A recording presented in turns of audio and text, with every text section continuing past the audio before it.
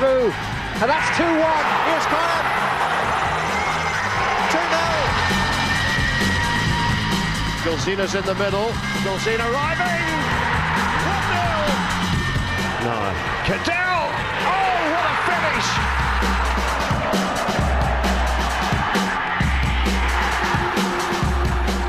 Tim McCann off the ball.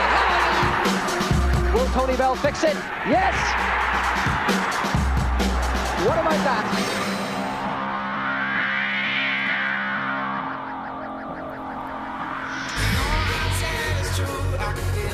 The fans have been arriving since early this morning for their club's big day out. It's Portadown versus Glentoran in the Irish Cup final, the showpiece of local football. It's always a colourful carnival occasion, and today is no different despite the pretty miserable weather. This is the first Irish Cup final to take place at the Oval in 20 years since the normal venue, Windsor Park, is out of action. Lots up for grab this afternoon. There's around £170,000 for the winner, courtesy of the competition prize money and a European windfall. For Glentoran, of course, this feels like a home fixture, but they've been handed the away dressing room as they try and win the Cup for the 22nd time. Portadown are looking for just their 4th ever success. Their last was 10 years ago, and it's just the 3rd ever meeting between the two sides in the history of the competition. Good afternoon, welcome to East Belfast for live coverage of the Marie Curie Irish Cup final. And we've got plenty of Cup experience in the studio today. With us, our last year's winning manager, Gary Hamilton, who guided Glenavon to the title. He also won as a player with Portadown. And one of local football's most successful managers, the winner of an amazing 31 trophies as boss of Linfield, including 7 Irish Cups, the one and only David Jeffrey.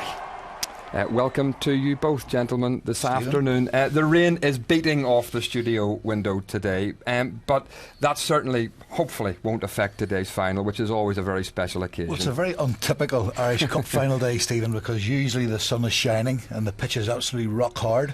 So I wasn't overly disappointed when I saw the rain initially, but there's a wind outside and the rain is on, and it's pretty miserable out there. But given the day and given the two teams involved, I don't think it'll spoil the game. What does the Irish Cup final, Gary, mean to players and managers alike? For me, it's the best day out in the calendar year. You know, you play every week in the league, but this is a showpiece day, and you always want to get here as a player. You know, last year I was lucky to be here as a manager as well, and you know, we were led out by Mark Farren, and you know, unfortunately for him, things have deteriorated from then. And as I said, those players out there today don't know how lucky they are. Yeah, I mean, this final at the Oval, the first in 2 decades here. Both teams have been critical about the choice of venue for this final. I mean, do you think it should have been played here, David? No, I don't. I think it should have been on a neutral ground. I think every effort should have been made to try and get us to Kingspan, that people have talked about. Obviously we don't know all of the ins and outs. I don't go along with the view that it was trying to keep within the footballing family. I think it was unfair on Portadown, but I think it's been particularly unfair on Glentoran, Stephen. Glentoran does feel like a home fixture for them. Does that give them an advantage, Gary? Because Portadown have never actually beaten Glentoran in the Irish Cup at this venue. Well, maybe that's a stat that gives them obviously a bonus, but in my opinion, you know, over the last few years, Glentoran struggled at home against the top 6 sides, you know, so it's actually worked a disadvantage for them. So today it might be the same for Portadown. They might come down here, fancy their chances, and statistically over the last couple of seasons, top 6 sides have got results down here. OK, well, Portadown boss Ronnie McFall has won the Irish Cup with both of today's teams. He led Glentoran to the title in 1983 before moving to Portadown in 1986. That was the same year Sir Alex Ferguson took over at Manchester United. Ronnie has been at Shamrock Park ever since and is the longest serving football manager in Europe. Ronnie McFall there, just going towards the dugout. It's the longest serving Irish League manager.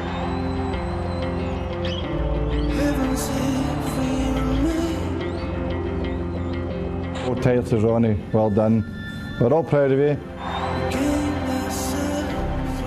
Well, when I first took over Portadown, I was bottom of the league. I remember the first training session I had, it was down Chambers Park actually, and we had only 6 players training at that time.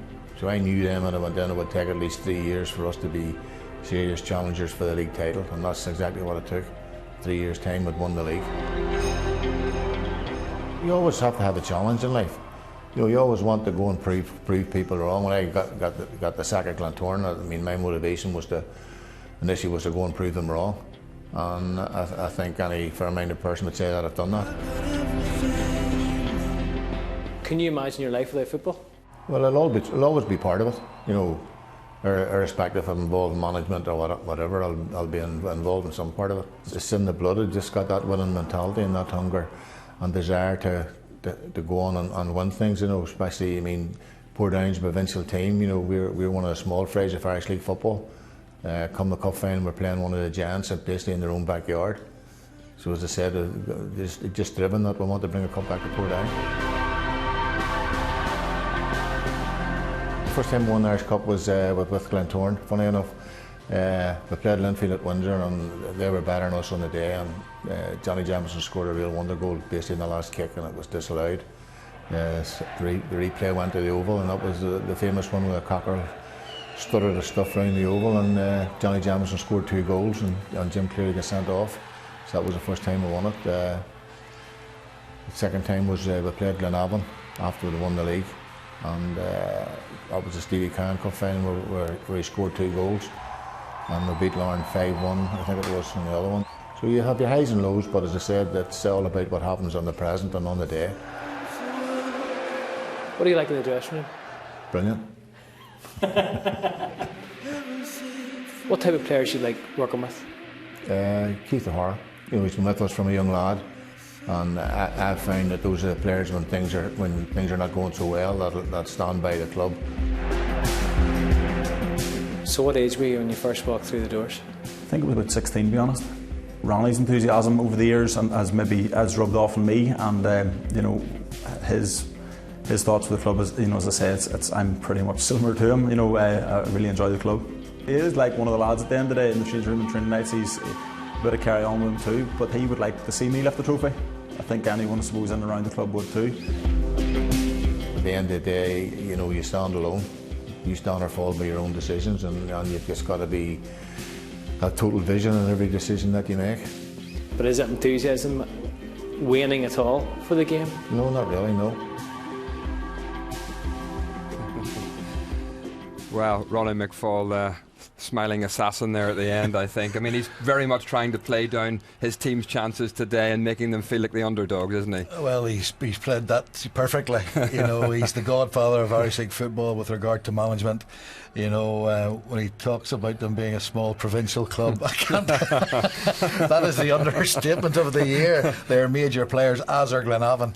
But he certainly has taken the ground situation and worked it very much to his advantage. I mean, his team today, Gary, has a real spine of experience running right through it, doesn't it? Yeah, well, if we'll be honest about the whole thing, you know, Portadown have to go in the game as favourites. You know, they've got the most experienced players, they've got the best players, they've probably got players like Gary Twigg that have played the highest level and scored goals consistently where he's been, and you know, on paper they're probably the favourites for it, but you know, on a cup final anything can happen, and it's been proven time and time again. You played under Ronnie for 5 years at Portadown. He says he's brilliant in the dressing room. What's he like as a manager? Yeah, to be fair, he's good crack, Ronnie. You know, he takes a banter well, but you know, one thing he's got a great eye for a player, and he always seems to attract good top players, especially strikers, to be fair. One thing he's also got is if you cross him, you know, you'll never play again for him, and that certainly happened to myself and a few others, but you know, that's the way he manages, and to be fair to him, to be in the job for as long as he has is a credit to himself. David, it's been a topsy-turvy build up to this cup final for a player you know very well, Chris Casement. Banned initially, but that ban was overturned and could play a very significant role for Portadown today. I'm absolutely delighted for Chris. I couldn't believe the nonsensical decision in the first instance, and when we've heard the term natural justice earlier in the year, I thought, well, where is the natural justice? Thankfully, for the good of football, sense prevailed, and Chris will start today. I remember his last appearance for Linfield was against Crusaders in a cup final, and we knew that he was on his way to Portadown. Very honest lad, and he shared that with us, and had no hesitation but to put him in the group that day. And he came on, set up our 4th goal for Jimmy Mulgrew to finish that day. But a fantastic young lad, superb player, and as I say, I'm so pleased pleased for the good of football and Chrissy Casement that the right decision was made with respect to his suspension. Yeah, Chris Casement with 2 Irish Cup wins, and another player, Gary, who's going to be very influential for Portadown today, Mark McAllister, another former Linfield player with 3 Irish Cup wins under his belt. Yeah, Mark's a player I went for last summer. I really rate him highly. You know, he runs a challenge really well. He's strong as a bull. He gets a hold of a ball really well, and to be fair, he's added goals to his game this year more consistently as well. You know, the one thing that Mark sometimes can let himself down with is discipline in the pitch, but you know, if he keeps his discipline, keeps his head, he's a player that can win the game a day. Yeah, he's scoring plenty of goals this season. He's linked up really well with Twig, hasn't he? He's been absolutely outstanding. I think a lot of people at the beginning of the season thought it would be Murray, Twig and Mark would maybe be the odd man out, and yet over the period of the season he has become the main man, and Gary, Twig and young Murray have had to battle it out for the other centre forward berth. Superb player, very, very strong, immense talent. Gary's right, you know, he's got to keep a lid on his discipline, but when he does that, he just really bullies centre backs, and he's a fearsome character. I can't tell you how bad the weather is today. I mean, it has been raining all morning. There is a strong wind, so bad they've actually had to start remarking the pitch, and I think that could well be a factor today. As you said, David, the pitches are normally rock hard at this time of the year. This pitch today will certainly not be rock hard. That looks like Sammy Glover, the well-known groundsman here at the Oval, working very, very hard. Let's go pitch side and join Mark Sidebottom. Thanks, Stephen. You mentioned Sammy Glover, the groundsman. Well, I was speaking to him a short while ago, and he said it's the kind of day that if you found a fox in the hen house, you would let it stay there. I found a former fox in the box, 3.5 seasons here, Chris Morgan. Chris, let's just talk about the conditions and the pitch. Do you expect it to cut up? Oh, well, I've no doubt it'll cut up. I think the rain will actually probably help a little bit in terms of a little bit of slickness around the pitch. Might suit Glentoran, he might want to get it down and pass the ball. If anything, I hope the wind doesn't get up, because that's the thing that might affect the game more than anything. Yeah, Eddie Patterson just had a quick word with him, the Glentoran manager. Asked him would he take 0-0 at the end of full time and extra time. He says, I'll take that if you can tell me we're going to win. But he also pointed out, didn't mind the rain. The wind could be that big problem. How difficult does it make life for a player if it starts to swirl out here? Oh, the problem is that the ball quite often will end up in the air, and that's the last thing, especially a team that wants to get it down and pass it. That'll be a difficulty for them, but it seems to have settled a little bit now, and hopefully that's how it stays. I think, as I've said, the bit of wetness on the pitch will help, and I hope we have a good game. Big focus on the match ref, his first cup final, Ross Dunlop. How does he handle this one? I think for anybody going out there, if it's their first cup final, be it a player or an official, you just got to try as best as possible to put the occasion to the side and play it out like a normal game. That's not always the case because there's a bigger crowd here than normal, but I hope, like anything, the referee is not somebody that we're talking about at the end of the game. In terms of team selection, nothing really surprising. You maybe thought Fran McCaffrey possibly in. That was, I suppose, the one decision that Eddie would have had, I guess. Looking at his team, it was either McCaffrey or Scullion, and he went for David Scullion. Maybe a few more goals in his season, and that might have been a case in it, but I mean, there isn't too many surprises in either team.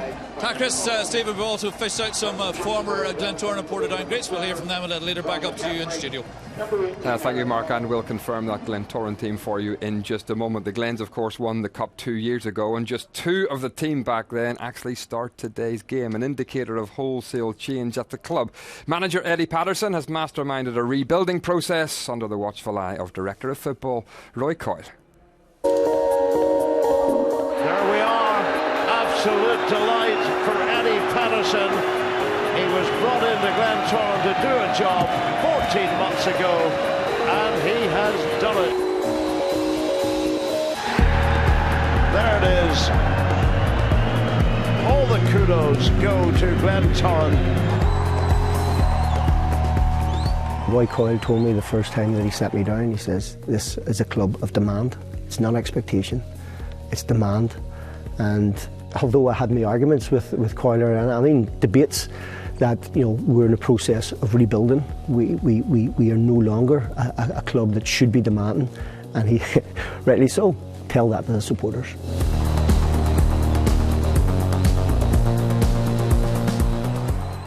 We've got the supporters now around to a way of actually accepting that we're a team in rebuilding. We're a work in progress, and that work has still a long, long way to go. The majority of supporters have bought in to what we're trying to do, the style of play, the youthfulness about the team, the fact that we're promoting from within, And it's an obvious fact because of what's happened before. We can't go out there and buy the big players that are out within the Irish League. We have to get players that have that mentality, that can come to Glentoran and actually accept some of the things that go on at Glentoran. You know, we don't get 100% of the support behind us. Sometimes we get a bit of verbals and what have you. And that happens at every club, but they've got to have that winning mentality. They've got to have that strength of mind. McElroy's a typical example of that. Curtis Allen's a typical example of that.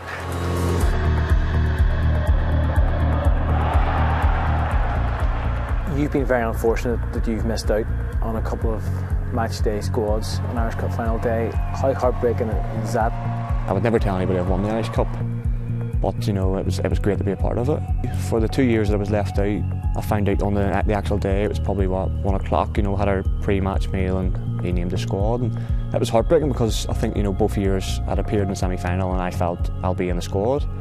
It hurt, you know, it hurt at the time, but you know, I was behind the lads and, you know, I wanted them to do well, and it's, you know, it's drove me on, and it's a wee bit added incentive for me. I've scored in I think I've scored in the quarter-final, semi-final. You know, for me to go into the final and try and score, you know, and help us win it would be massive for me, and I've definitely thought of it. You know, the 2 years that I was sitting in the stand watching lads score, you know, you'd love it to be me. You know, I've thought about it a couple of times this week. A few people have texted me and stuff, and any game I play, you know, I want to score and I feel like I will score, and Saturday will be no different. The Oval for me is too small for this Irish Cup final. You know, we could have doubled our sale of tickets because of that Glentoran support. But it's educating our support to realise that we are a team or a club in transition. We are a team that is rebuilding, and you've got to crawl before you walk. And we're still at that crawling stage at the moment. We're almost walking, and it'll be a wee while before we get into a gallop. But that's the stage we're at the moment. Well, there's what it's all about today. Will it be Glentoran or Portadown lifting the Irish Cup at the end of the day? A place in Europe, of course, at stake as well. Curtis Allen talking there, David, about the 2 Irish Cup finals he missed out on. You were his manager then. But back in your playing days, you know what it's like to be dropped for an Irish Cup final. It's obviously a tough decision for a manager to make. It's absolutely horrible. I remember on 2 occasions during my time at Linfield that I wasn't selected for the big day. And it's absolutely heartbreaking, and you do try to back your teammates as much as you possibly can, but as a player you're only thinking about yourself, and it's so hard to not to be hurt or feel let down. As manager of Curtis at the time, I had to do what was best for the team, and as it was, we went on and we won the cup final, so I was justified, if you like, by my decision. But I've got to say, I tried to deliver the message in a sensitive way, but no matter how much you try to console a player, when you tell them they're not in the team or not in the squad, it really is most disappointing. Are you surprised, Gary, in the build-up to a cup final, that the manager, Eddie Patterson, is being slightly critical about a section of the Glentoran support today? Well, sometimes Eddie's a wee bit like myself, and he comes out and he tells the truth. And you know, sometimes as a manager, when you're down there and you know how much hard work you're putting in, and week, and you're getting criticised by supporters in certain sections of it, you know, sometimes you have to feel a need to come out and explain yourself. And Eddie's obviously thought that when he said that today. Sometimes it can have a negative effect, don't get me wrong, but sometimes it's better to be honest. He says they're rebuilding, David. They have a lot of young players in the side. 6 of their starting team today have never played in a cup final. But a lot of experience too, to be fair, and in Stephen McElroy they've got a very feisty player in the middle of the park. Very, very much so. I'm actually looking forward to the battle today between Stephen McElroy and Michael Galt. You know, rumour would have it that they don't get on very well, but in fact they're very close friends off the pitch. But there will be no quarter asked or given today. Certainly this could maybe be his last game for Glentoran. You know, there's all sorts of rumours that are going about that he's not going to remain. Certainly he plays a very important and pivotal role for Eddie Patterson. Sits just in front of that back four, but yet gets himself forward, as we're seeing in the pictures, to score some vital goals. Yeah, speculation that he might be going to Cliftonville. We shall see. I say some of the young players in the team, one in particular has really stood out this season, Gary. Jordan Stewart with 16 goals. The last time Glentoran were in a cup final, he was actually in the crowd watching them win it a couple of years ago. Yeah, Jordan's an exciting talent. You know, he can go either side. He's 2 great feet, and just shows in the finish he scored against ourselves. That's an unbelievable finish. But on day days like this, you need match winners, and Jordan Stewart certainly fits that category. You know, I thought Jim O'Hanlon might have had a chance of being in the squad as well, because again, he's another match winner, but certainly in Jordan Stewart, they've definitely got a good one there. He was a little bit unsettled, David, at trials at Stoke and Middlesbrough across the water, but he's come home and he's really rededicated himself, hasn't he, and shown his worth. Well, I've been most impressed with him. Last year I thought he was exceptional, and I wondered, would there be like a second season syndrome, and would he be able to perform to the levels of last year? And he has done that, and has had to deal with the disappointment of going for trials and maybe not doing himself justice.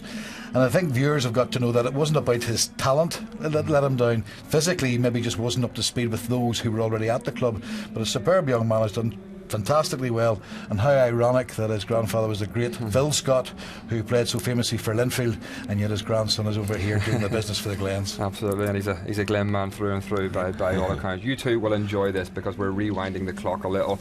Time for some nostalgia. We reflect on two previous cup finals between Portadown and Glentoran in 1991 and the year 2000.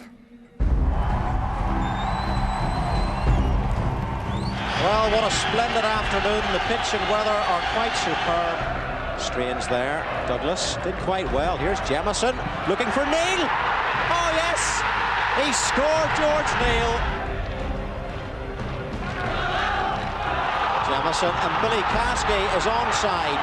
Stephen Douglas running away to the right. And here is Douglas. Yes, he's done it. Looking for Bell to run, but he didn't. Devine for Jamieson, Majors there. Devine calling for it. John Devine. Still Devine, possibly. And here's a chance for Morrison. 3-0.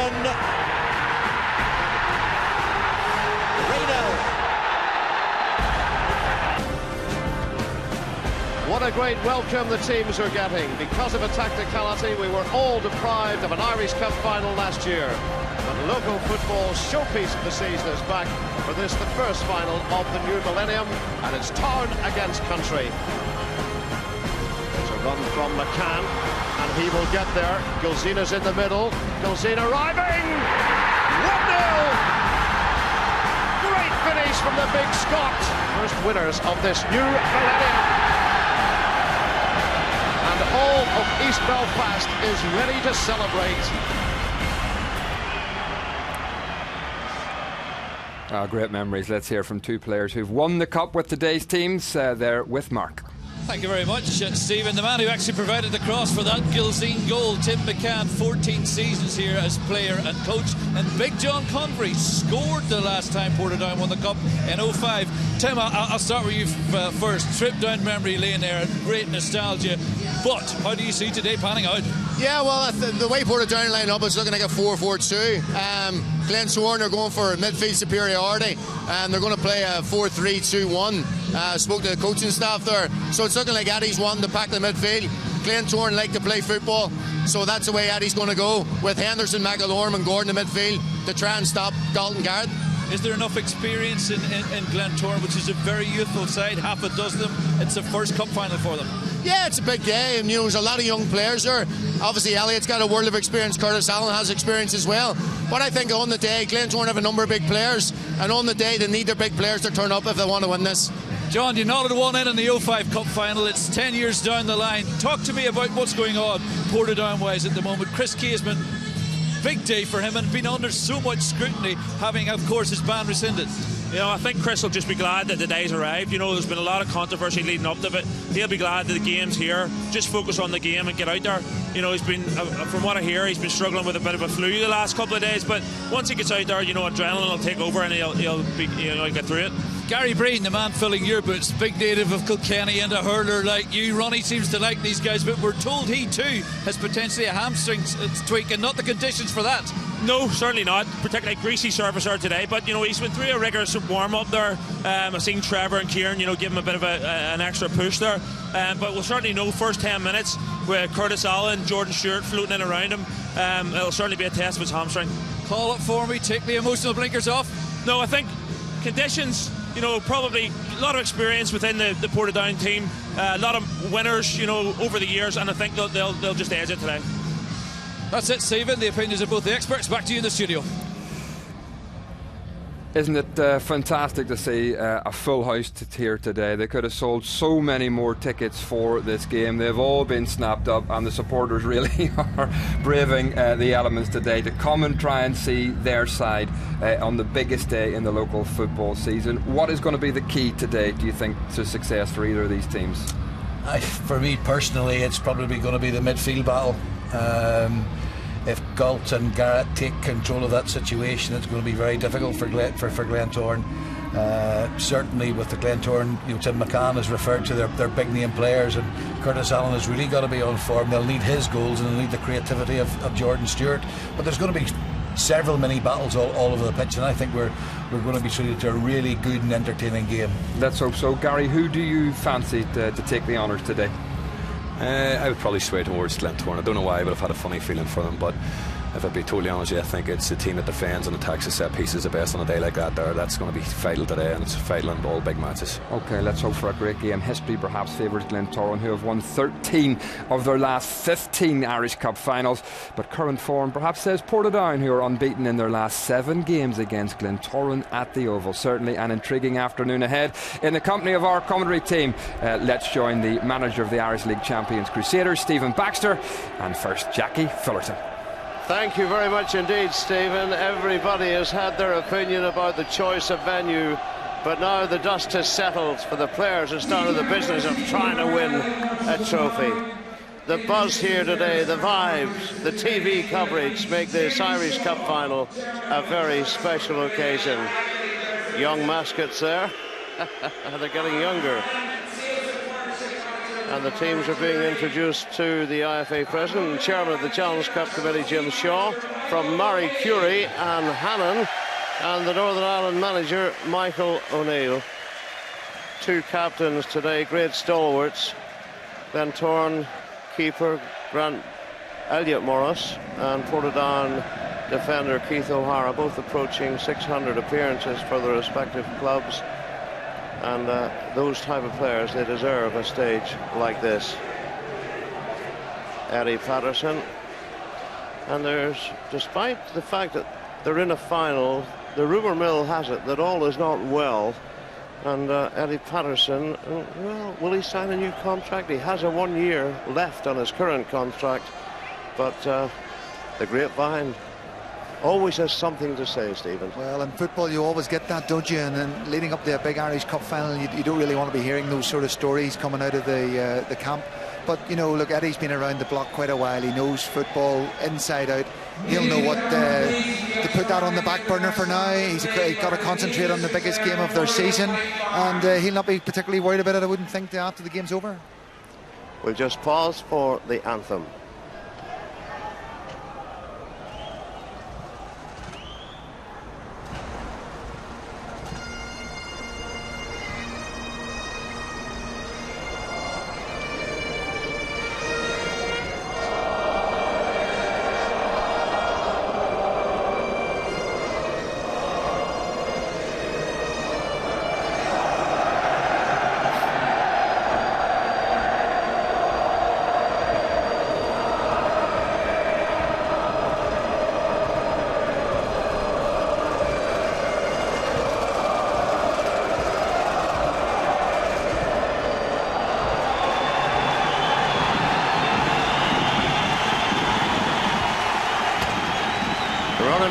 The grand old man, as he's been described in the studio today, 29 years. I think he's Europe's longest-serving manager, trying to win the cup for the 4th time, beside his skipper Keith O'Hara. But I'm looking at the ground today, Stephen, and we will have just over 8,000 people here, including 2,000 seats to our right, temporary seats, housing the part of the Glentoran support. It's a great occasion, isn't it? It's absolutely fabulous. It's great to see the Oval packed out like this today, Jackie. I'm really impressed with the stand behind the goal here at the city end, and it's really been super to see the amount of Glentoran supporters here out in big numbers. Such a big club, and it's good to see them coming back in such a strong way. We're just looking at the Portadown team getting confirmation. Galt and Garrett will have plenty to say in midfield. Well, that's really going to be the hot battleground in there today. Galt and Garrett Glentoran will play a 3 in there, so it'll be interesting just to see how they cope with that.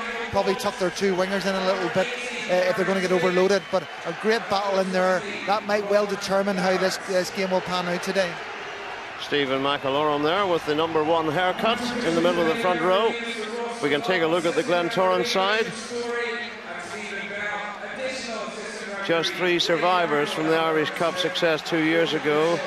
Keeper Elliot Morris, fullback Marcus Kane, and midfielder Stephen McAlorum.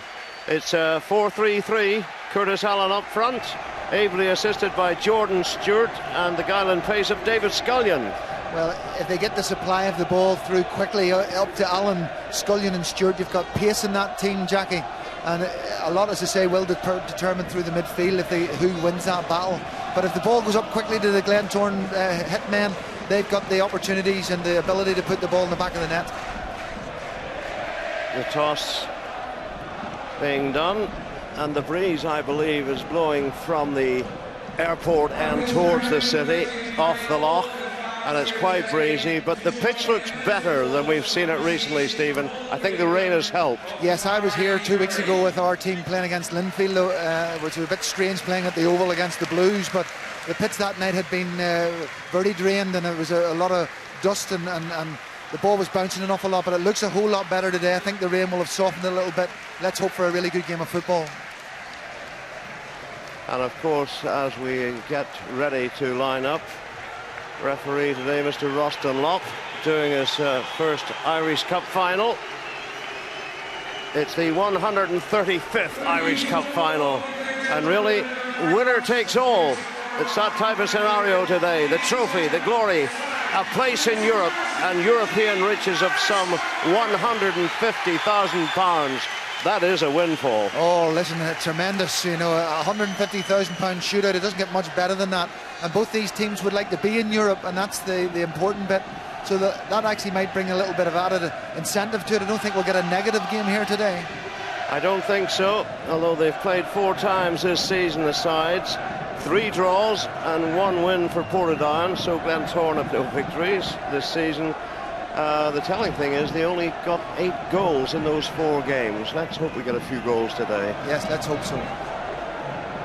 Glentoran mainly white strip today. Need I say Portadown in all red. And Glentoran will have the help of the breeze in the first half. And there's McAllister closing down. He plays the channel so well, Mark McAllister. He'll certainly bring the energy up the front area of the pitch, him and Twig. If they get the ball into Twig, he'll score the goals, but McAllister will do all the donkey work today. Good ball through from Niall Henderson now. Marcus Kane. Robert, well, Casement, Chris Casement it was, the fullback, in the way. Glad to see him playing in the final. He was banned and then he got off, quite rightly so. A little bit of toing and throwing there off the ball. Marcus Kane won the header. Breen. And Sean Mackle couldn't do very much with that. The bookmakers have Glentoran 4-5 today, Portadown 10-11. So the Glen slight favourites. I think that's because of home advantage, but there's nothing in it. Well, there's a shot on the fly from young Jordan Stewart, but it was blocked. Good early pressure. Well, I think it's important that Glentoran playing at home with a big, large support here today. Take the game to them. We've got the wind advantage, so they really got to put them under pressure, try and get a goal early doors, and really put their marker out, if you like. McAlorum. I think that went out of play off McAlorum. It did. But he is a competitive midfielder. He's had a red card this year. He's had 12 yellow cards as well. He's feisty. And I'm just looking at Robert Garrett in the Portadown midfield. 2 reds, 14 yellows. Michael Galt, 1 red. So it could be tasty in there. It'll be very tasty in there. 2 very competitive players in Garrett and McAlorum, and they're both excellent players, and they'll both be up for it here today. Garrett, good closing down though by Henderson it was. Now McAllister. Mackle. But Willie Garrett, 23-year-old, making his first Irish Cup appearance, was a cross. He saw the danger early and got across there, snuffed out the danger, young Garrett. Now, Casement, McAllister, it's all a bit tight. The break is on possibly, but Curtis Allen will need help, support. He did need help. Mackle. Through ball, there's a run. That must have been very tight. Twig caught offside. It looked very tight from where we were, wasn't it? But the linesman's right in line with it, so he got his flag up early, which is good.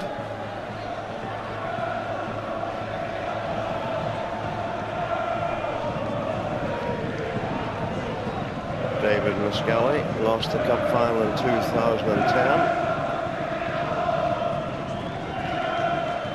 Now, Jordan Stewart owes a good ball. Curtis Allen couldn't capitalise, but dangerous situation. Well, young Stewart gets a good delivery in early doors, and I like Curtis Allen's movement. Always good trying to get in between the two centre halves. Gets a good head on it there, but just couldn't direct the header. And Curtis Allen, the man who broke your heart, really, Stephen, in the semi-final when Crusaders were big favourites at Moorview Park to beat Glentoran. It didn't turn out that way. Yeah, that's football sometimes, Jackie. Now, here's Mackle. McAllister, Mackle again. It's busy in there. You should expect a lively start, don't you? And we're seeing that. The players not getting their foot in the ball yet, but they will do as it grows into the game. Twig seems to wear gloves all the season round. Garrett, first time ball. That'll be no problem, surely. It isn't. Elliot Moss turns 34 on Monday.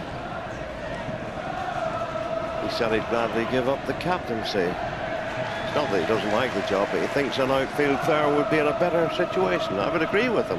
Well, that can often be the case, you know. He's a great leader, Elliot. He's been a real stalwart of Irish League football, so this is a big day for him as well today. And the talk is that Stephen McAlorum will be the new skipper, and yet there's also talk that other clubs are looking at Mr. McAlorum. Well, there's always gossip in this game. There's always gossip, and the thing about it is, you have to say sometimes that if there's gossip around your player, it means he's doing something pretty well for you.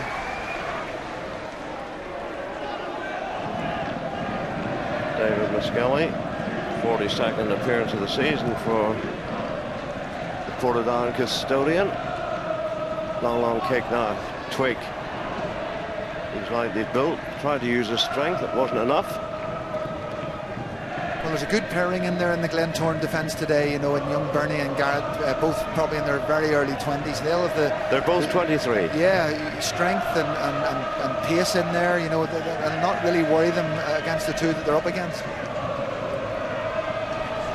Long ball, and the flag would have ruled Curtis Allen offside as well. Allen there, he had the devastation in 2010 and 2011 of being left out 2 years running of the Linfield Cup final squad, having helped them get to the final.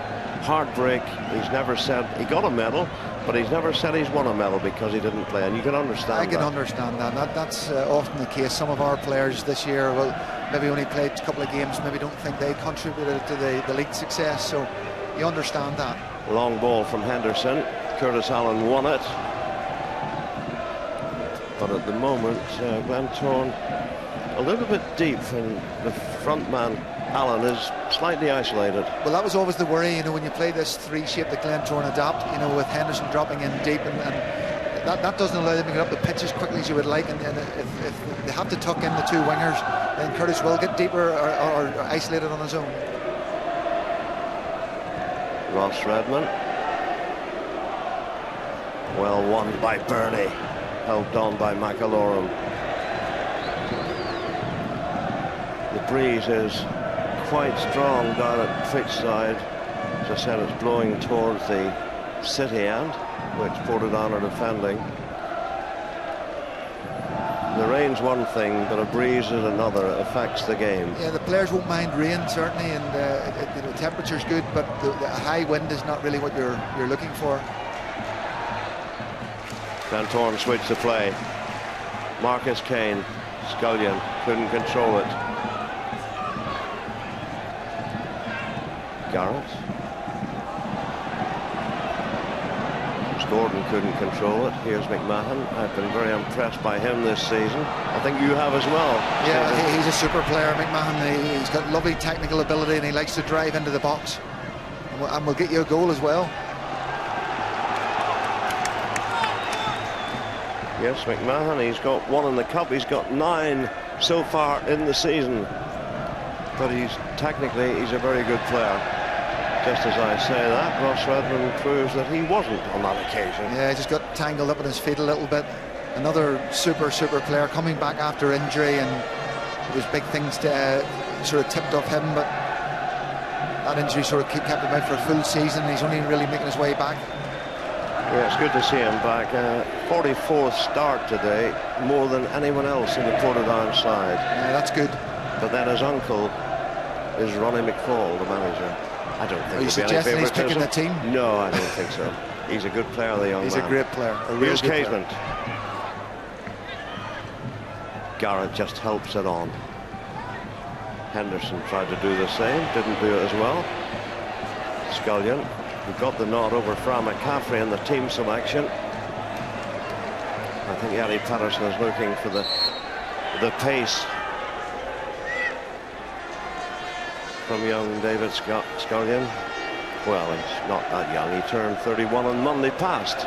He was a super player, David Scullion, and he will understand the shape well. He'll understand the big game mentality, and he probably gives a little bit more energy down that side. That's why he's got the nod. Marcus Kane, McAloran, they've given it away. It's easily defended by Burney, and then Garrett. Marcus Kane. Good one-touch football from Glentoran, but they've lost it. Michael got it forward. Glentoran get it back again. Henderson. That's not a bad ball. Curtis Allen. Unlucky with the control off his chest. Glentoran picking up the loose ball. Henderson's found a lot of space. He's now 15 yards of space here, and he's starting to dictate it a little bit. It's amazing looking at the room he had there. Now, Twig. McMahon picks up. Unlucky. It wasn't a pass, it was a ricochet he received.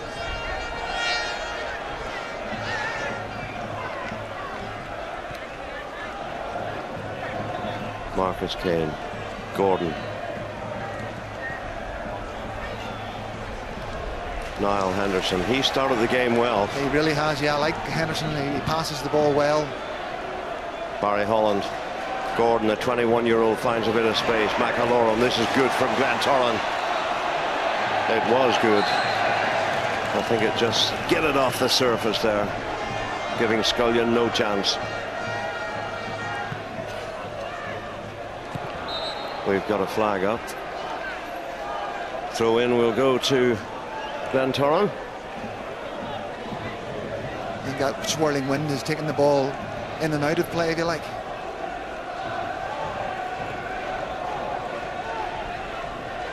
There is a great atmosphere, I have to say, and I've done a few Irish Cup finals. I think the smaller stadium as well helps. The crowd are closer. You certainly feel that, don't you, in this big stand, that you're right on top of play, and it's a great view up here, it really is. Corner kick. Jordan Stewart will leave it.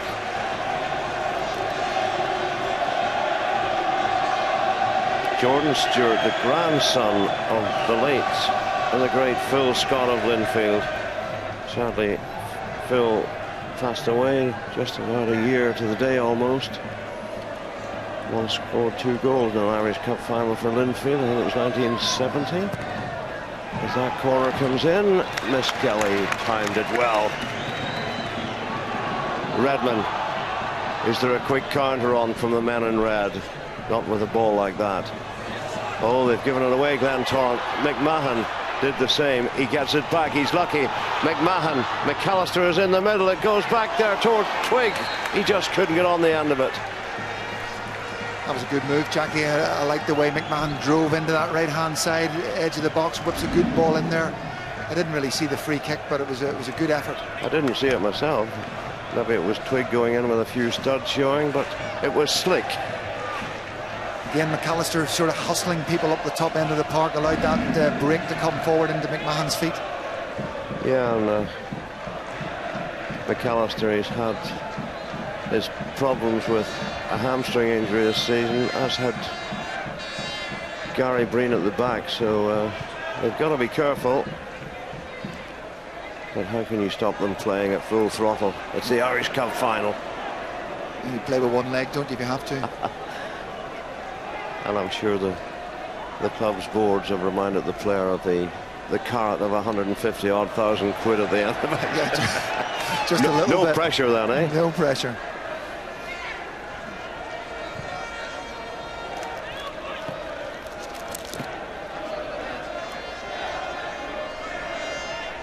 Here's Casement. Jordan Stewart did well. Just a nice touch there from Henderson to Gordon. He wanted the handball, and he's got it. Glentoran's 41st final. They've won it 21 times, which is second in the all-time list, behind Linfield, who won it 42 times. Portadown 11th final. They've won it 3 times, all under big Ronald McFall. The last was 10 years ago, 2005. High-scoring final. They beat Larne 5-1 that day. I'm not sure we'll get 6 goals in this final, but you never can tell. I'll see Glentoran have moved Stewart from one wing to the other. Now he's going to have a wee charge down at Casement on this side, which is good management there. Just have a look at both full-backs today. Yeah, I've seen Glentoran a few times, and they do switch a lot, the wingers. In by Marcus Kane.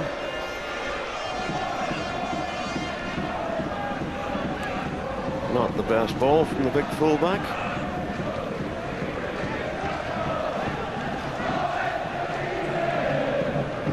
Coming up to 15 minutes gone, we're still waiting for the breakthrough, and as yet the keepers haven't really been tested, Stephen.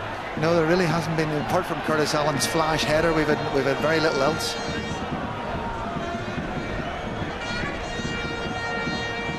Scullion ran into Redmond. He gets it forward. McAllister, little shimmy. Burney gets it away. McAlorum, oh, he took a sore one there. Nothing malicious in the challenge from Sean Mackle, but little clash of heads. He's made of strong stuff, McAlorum. He'll be all right. Marcus Kane, he can hit it with the left foot. What a great challenge there by Michael Galt. That's what Michael Galt does so well, just sees the danger, comes out. It's a wonderful slide tackle.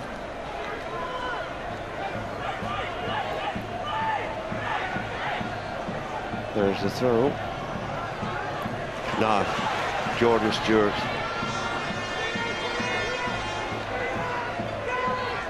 Marcus Kane. Space again for Henderson. Well, it was betwixt and between. It should have been better, and Portadown could have been under pressure. Well, it's just a bad choice of ball from Nall. He hasn't put a foot wrong to date, but all of a sudden one bad pass. And McMahon. Garrett. Mackle. Good ball to find Twig.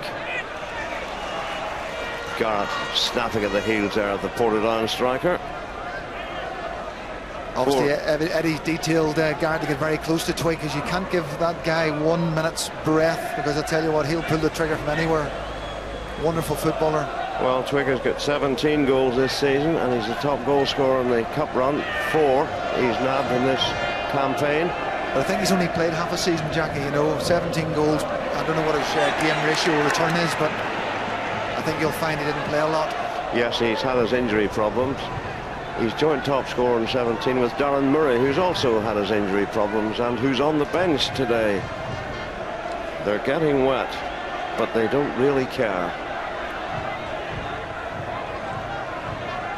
Mackle all the way across.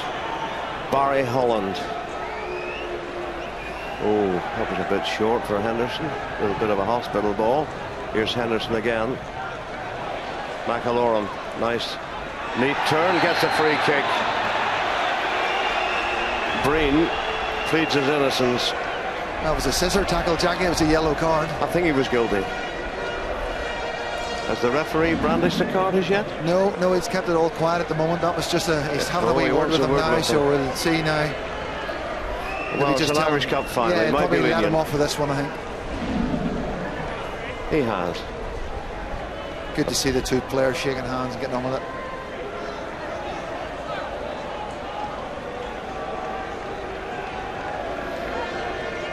That lets you know what the weather is like.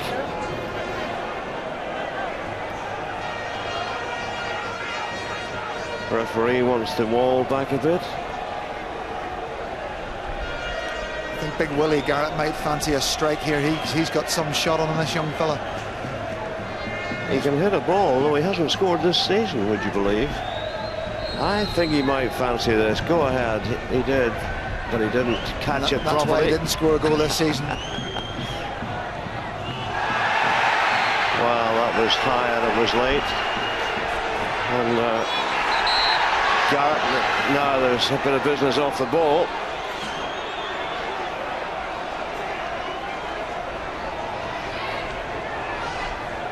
Piercing eyes. Handbags, really. Well, it really is. You know, Michael Galt, the most experienced player on the pitch, just playing a little bit of professionalism on young Gordon. He was late there. He was hit by Agnew.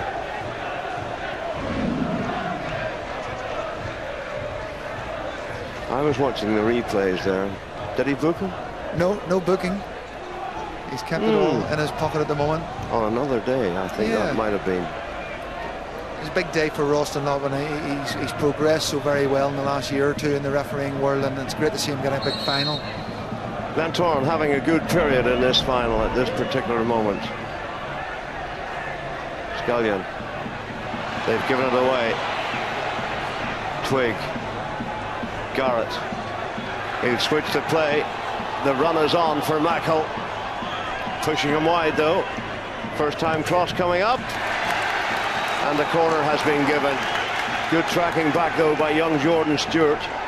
It's the best passage of play we've had so far. Portadown worked a lovely move in the midfield there, 3 or 4 lovely passes. And then Garrett sweeps a lovely ball out here to Mackle and just pushed him a little bit too wide. But a good play.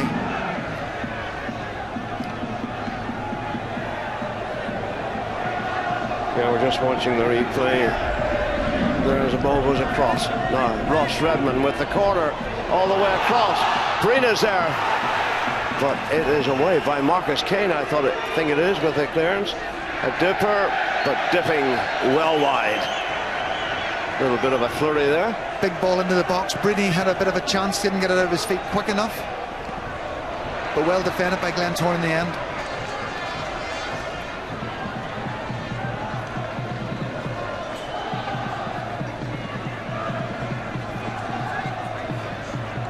Marcus Kane gets it forward. No, falls for McAlorum. Curtis Allen.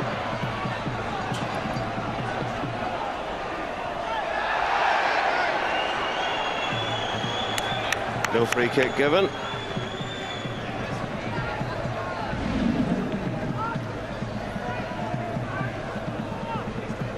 Well, I didn't see a free kick in that, I have to be honest. No, there was no free kick in that. Just good defending with his body in the right area.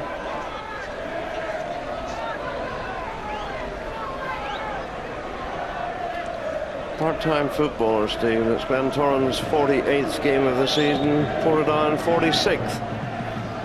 Yeah, a lot required of them nowadays, Jackie, and some of the clubs doing very nice training. Lovely skill there from Jordan Stewart. As I say that, he gives it away.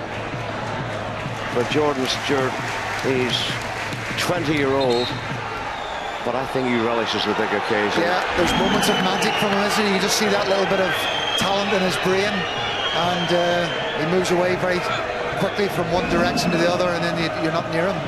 Good footballer. His grand of the late Phil Scott would have been proud of him. And he might yet have a very big say in this cup final now. Glentoran opening it up. Barry Holland forced to go back. Bernie. Holland. Henderson. Oh, that's good. That's Scullion. They hit it! And he hit it just over the top. Oh, what a wonderful strike and what a wonderful move. Glentoran they were patient, they worked the ball great. What a fabulous strike. We'll maybe see it back again. We could well do. Here we go, Stephen. And great movement.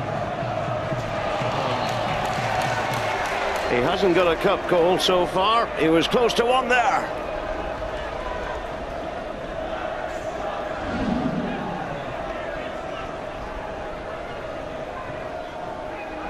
Elliot Morris, 579th appearance today, 13.5 years with the club. That's loyalty in this day and age. Now here's the trickery of Jordan Stewart. Just crowded out in the end.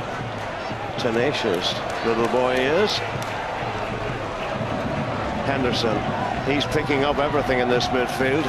Here comes Holland.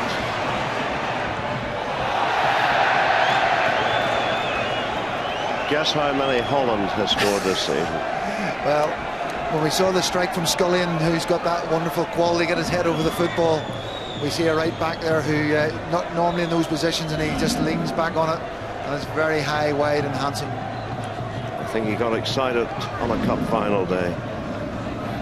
He lost a cup final with Cliftonville to Crusaders in 2009. You would remember that. I think that was Mark Dixon, was it? Mark Dixon's goal. It was a tight affair that day, I can assure you.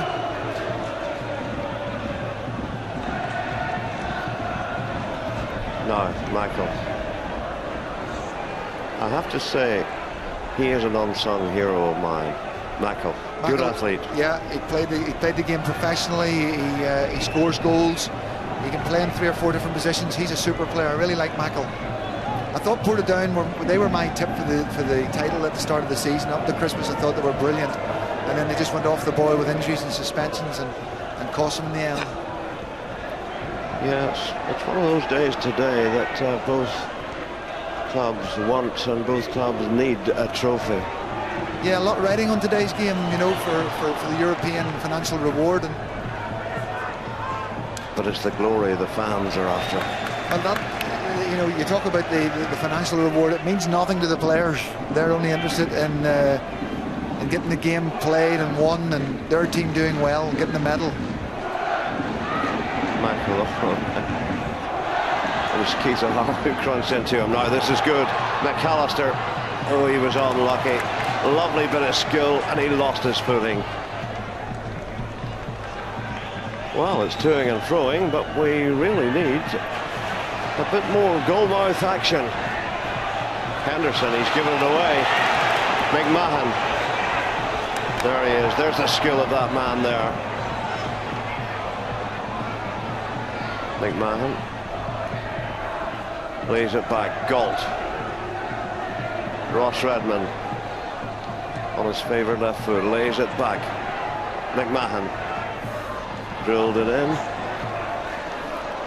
That's patient from Portadown. They didn't put the ball into the box too early. They were looking to work the opening. But nice quality from McMahon. But so far, Stephen, is it fair to say both sides lacking that vital spark in the final third? Yeah, that would be fair. The midfield battle is where it's all at the moment, Jackie. They're all battling very hard in there, but nothing really being created either end in the final third for either side. We're looking for long distance shots at the moment. Garrett forced to go back. Here's the grand old man. 34-year-old Keith O'Hara gets it forward. Garrett. Muskelly. Wasn't a great kick. McAlorum. Gordon. Scullion is at the back post. It may fall for him. Enter Marcus Kane. Curtis Allen is in the middle as that comes over. And that was Gordon with the header, but couldn't find the target.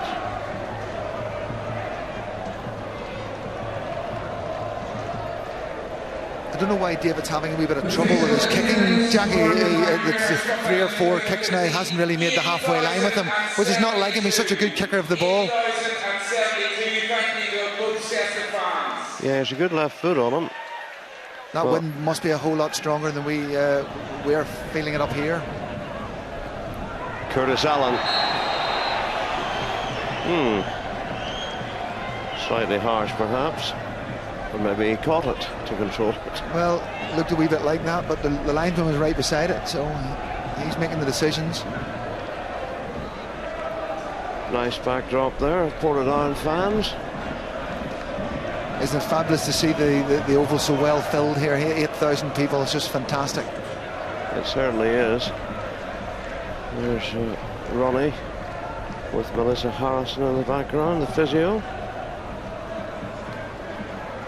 Now McMahon skips away from his man, gave it away. Barry Holland with the clearance. O'Hara wins it again. Henderson, he seems to be on the end of everything, Henderson. Yeah, he's in that deep lying midfield position, so any ball that drops to him, you know, he's got 10 or 15 yards of space. Marcus Kane allowed it to run out of play. Coming up to 29 minutes in this Marie Curie Irish Cup final. It's still Portadown 0, Glentoran 0. A goal would change everything. Yeah, we're always looking for the early goal in a cup final to try and draw the other team out, if you like. And as you say, it's all a wee bit cagey at the moment. Gordon, there's the 1-2. Well, Jordan's just to go. Muskelly stopped it. It wouldn't have counted. Looking for a handball in that situation there, I think. I wasn't sure about this. Well, that's the replay of Jordan Stewart having the shot when he was in an offside. Free kick had been given. Battle of the two number 7s there. Here's Scullion for Glentoran.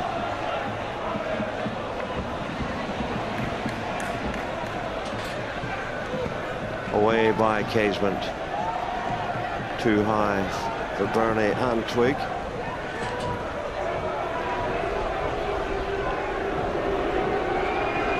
Elliot Morris, good kick with the breeze. Here's Henderson. Time and space again for him to find Holland.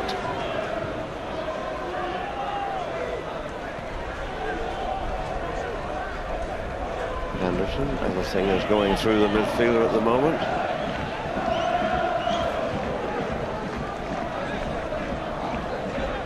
Half an hour, nobody has really dominated. No. Even Stephen. Yeah, there's been a little bit of passing movement in the centre of that midfield area, and they're getting the ball into good areas in the wide, but there's been no delivery into the box. It's been a little bit poor, really, in the final third, I think.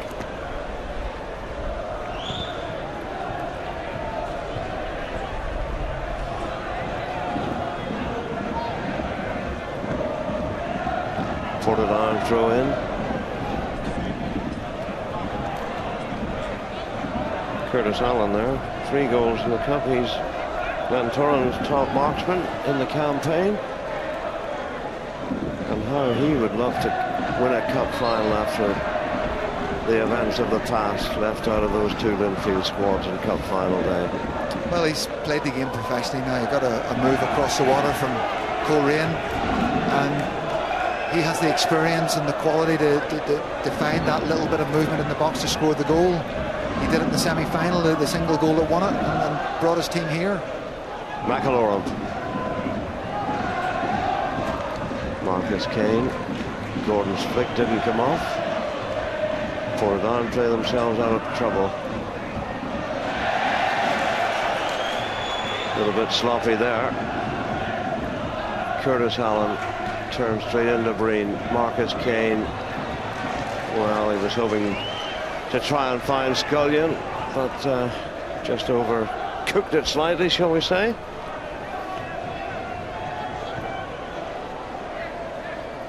Two games here at the Oval between the sides. Eddie Patterson there will remember them. He's been 3.5 years here, by the way. He's won the Shield twice, and he won the Irish Cup 2 years ago, of course. But 3 weeks ago, 0-0 draw here. I was here that day, and it really was a bore fest. And The other game here was 1-1, so 2 stalemates and not too much excitement. It can only get better. Well, it would need to get a little bit better. It's gone flat in the last 5 minutes. Not so good. Sometimes you just need a little bit of magic, don't you, in a cup final, just to light it up and get it started. Yes, I prefer a bit of magic as against somebody making a mistake and having to live with that mistake. Now then. He's got this one wrong, I think. Gordon it was. It looks like the Portadown. Who's down for Portadown? It's McAllister. Certainly a thumping tackle, and Gold is not happy with the Glentoran man's tackle. I think the ball was just breaking ever so slightly away from McAllister, and he's kicked through. I think Gordon has come in on the slide, and just a little bit of timing. I don't think there was an awful lot in it really, but it just looks a lot worse than it was. No, it didn't look malicious, that's for sure. It was just a good solid tackle. The umbrellas are up. He's not been caught with a brawling after what happened to Graham Taylor. No, well, Eddie's been around this game for a wee while now, and he's got a very good backroom staff in there. I've seen Big Chew trainer there who's been with him at his side from Cliftonville days, and the Lynch brothers who work at the game full time. So he's got experienced people around him, and they play a certain style of football that suits them, and I think he's done a magnificent job here. Yeah, there's Tiernan barking out the orders as well. Tiernan Lynch and Seamus Lynch, the men who assist Eddie Patterson.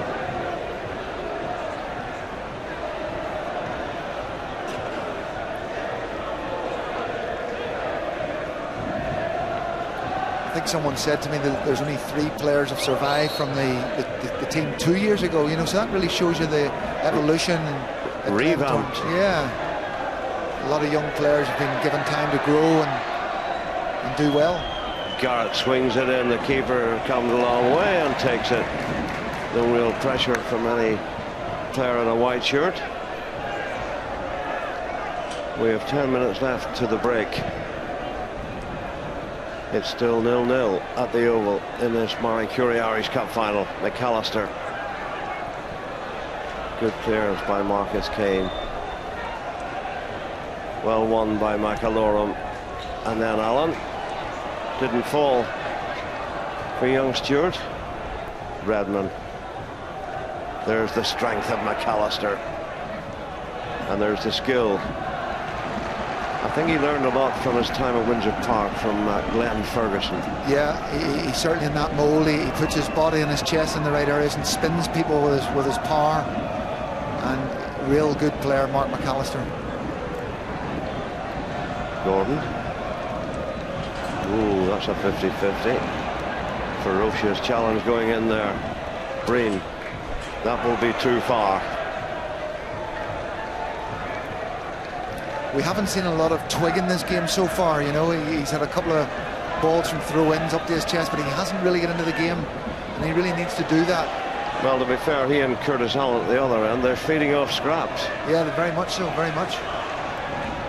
In by Scullion, took a deflection. Galt. Happy to thump it clear. McAllister. Oh, lovely control. Oh, it almost fell for Curtis Allen there. We had a little bit of skill up this other end from Mark McAllister, and he almost cost his side dearly the way it turned out. Just took a bit too much out of it after doing some good work. But I think in the Portadown shape with you know, Curtis Allen's on his own up there, where Twig needs to get closer to McAllister. McAllister's got a lot of the ball, and he's held it up well, but Twiggy needs to link with him a bit better. Yeah, they're too far apart most of the time. Jordan Stewart, not big, but using his strength. McAllister. Flag is up on the far side. Throw in goes to Portadown, and I think it's a free kick. The linesman spotted something. He spotted something.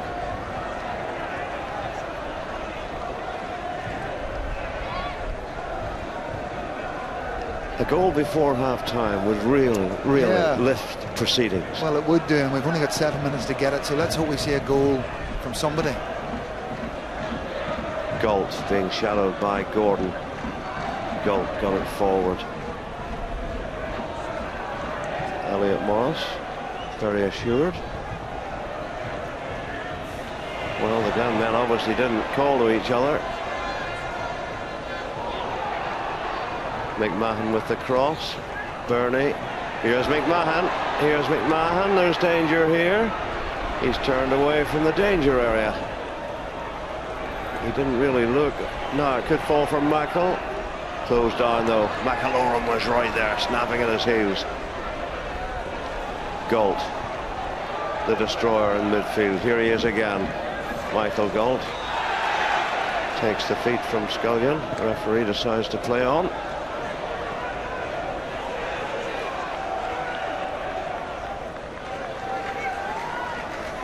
Experienced play there from Gary Breen, man who was a trainee at Manchester City in a younger life. Played with Galway and Dundalk, arrived at Portadown in 2010. Another one of their very experienced players in there with Michael Galt, 6'2", strong man, big lump of a man.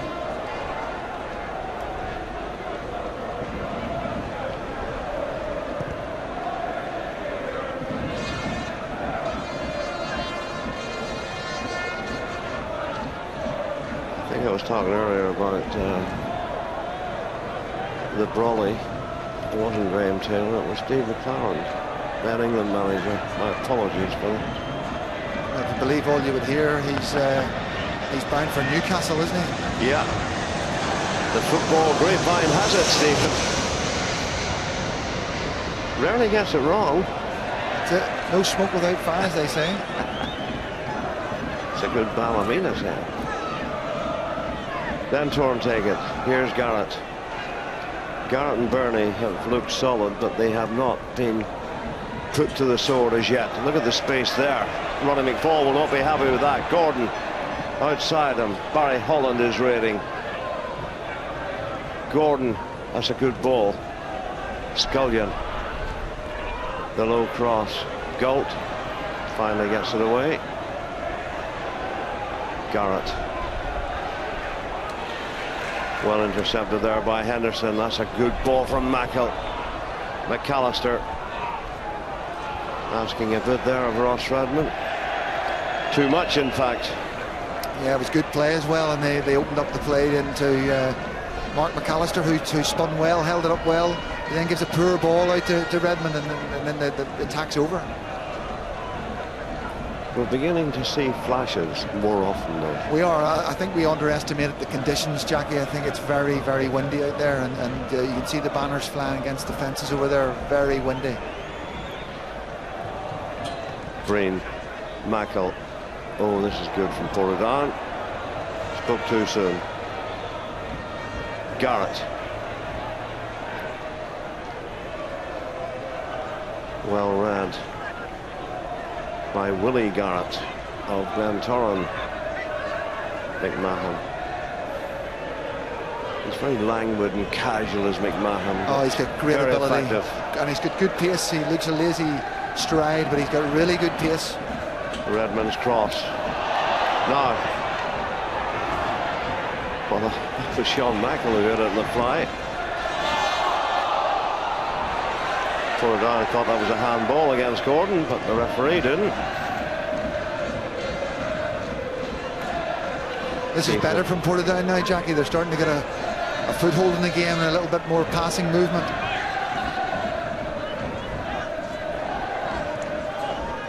McElroy.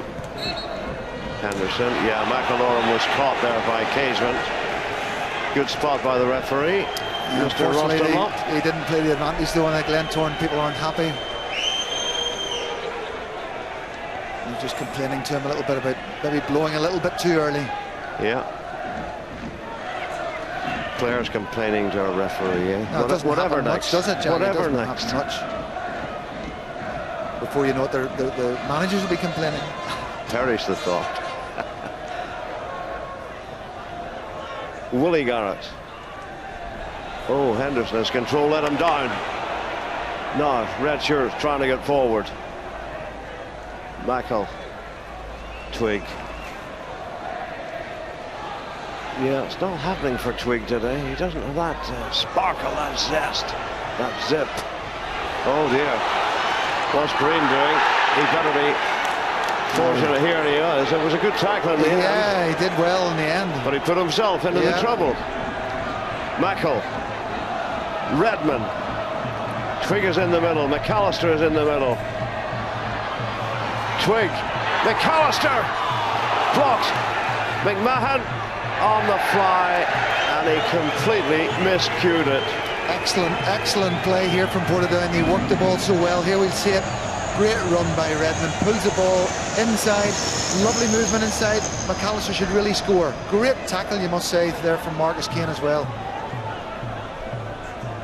Yes, well done that man, Marcus Kane. He was there, right there, when he was needed. And McMahon will not want to see his attempted finish again. But a little bit of excitement 2 minutes before the break. I fancy it might have been Mark McAllister with the finish, Jack, and he just... It was. He was just a fraction late getting there, but what a covering tackle, you have to say, from Kane. But that looked like the first time that Portadown have opened them up in open play. They really drove well through the midfield. Overlapping fullbacks. We've talked about getting into the final third. I've seen Barry Holland pushing up a little bit more, and you'll see that with Ross Redmond as well when he drives forward. Opens up the game for the opposition. Oh, there they are. Two good friends, Michael Oram and Galt. No, Michael Oram. Out wide, Jordan Stewart.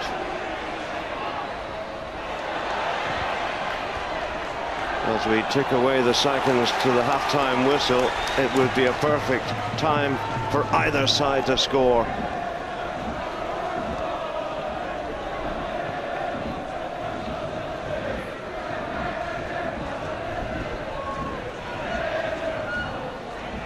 Now, Gordon, oh, he didn't look up.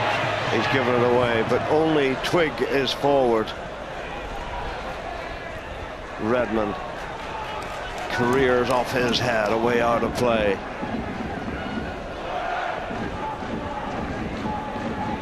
There's 1 minute to be added on in this first half.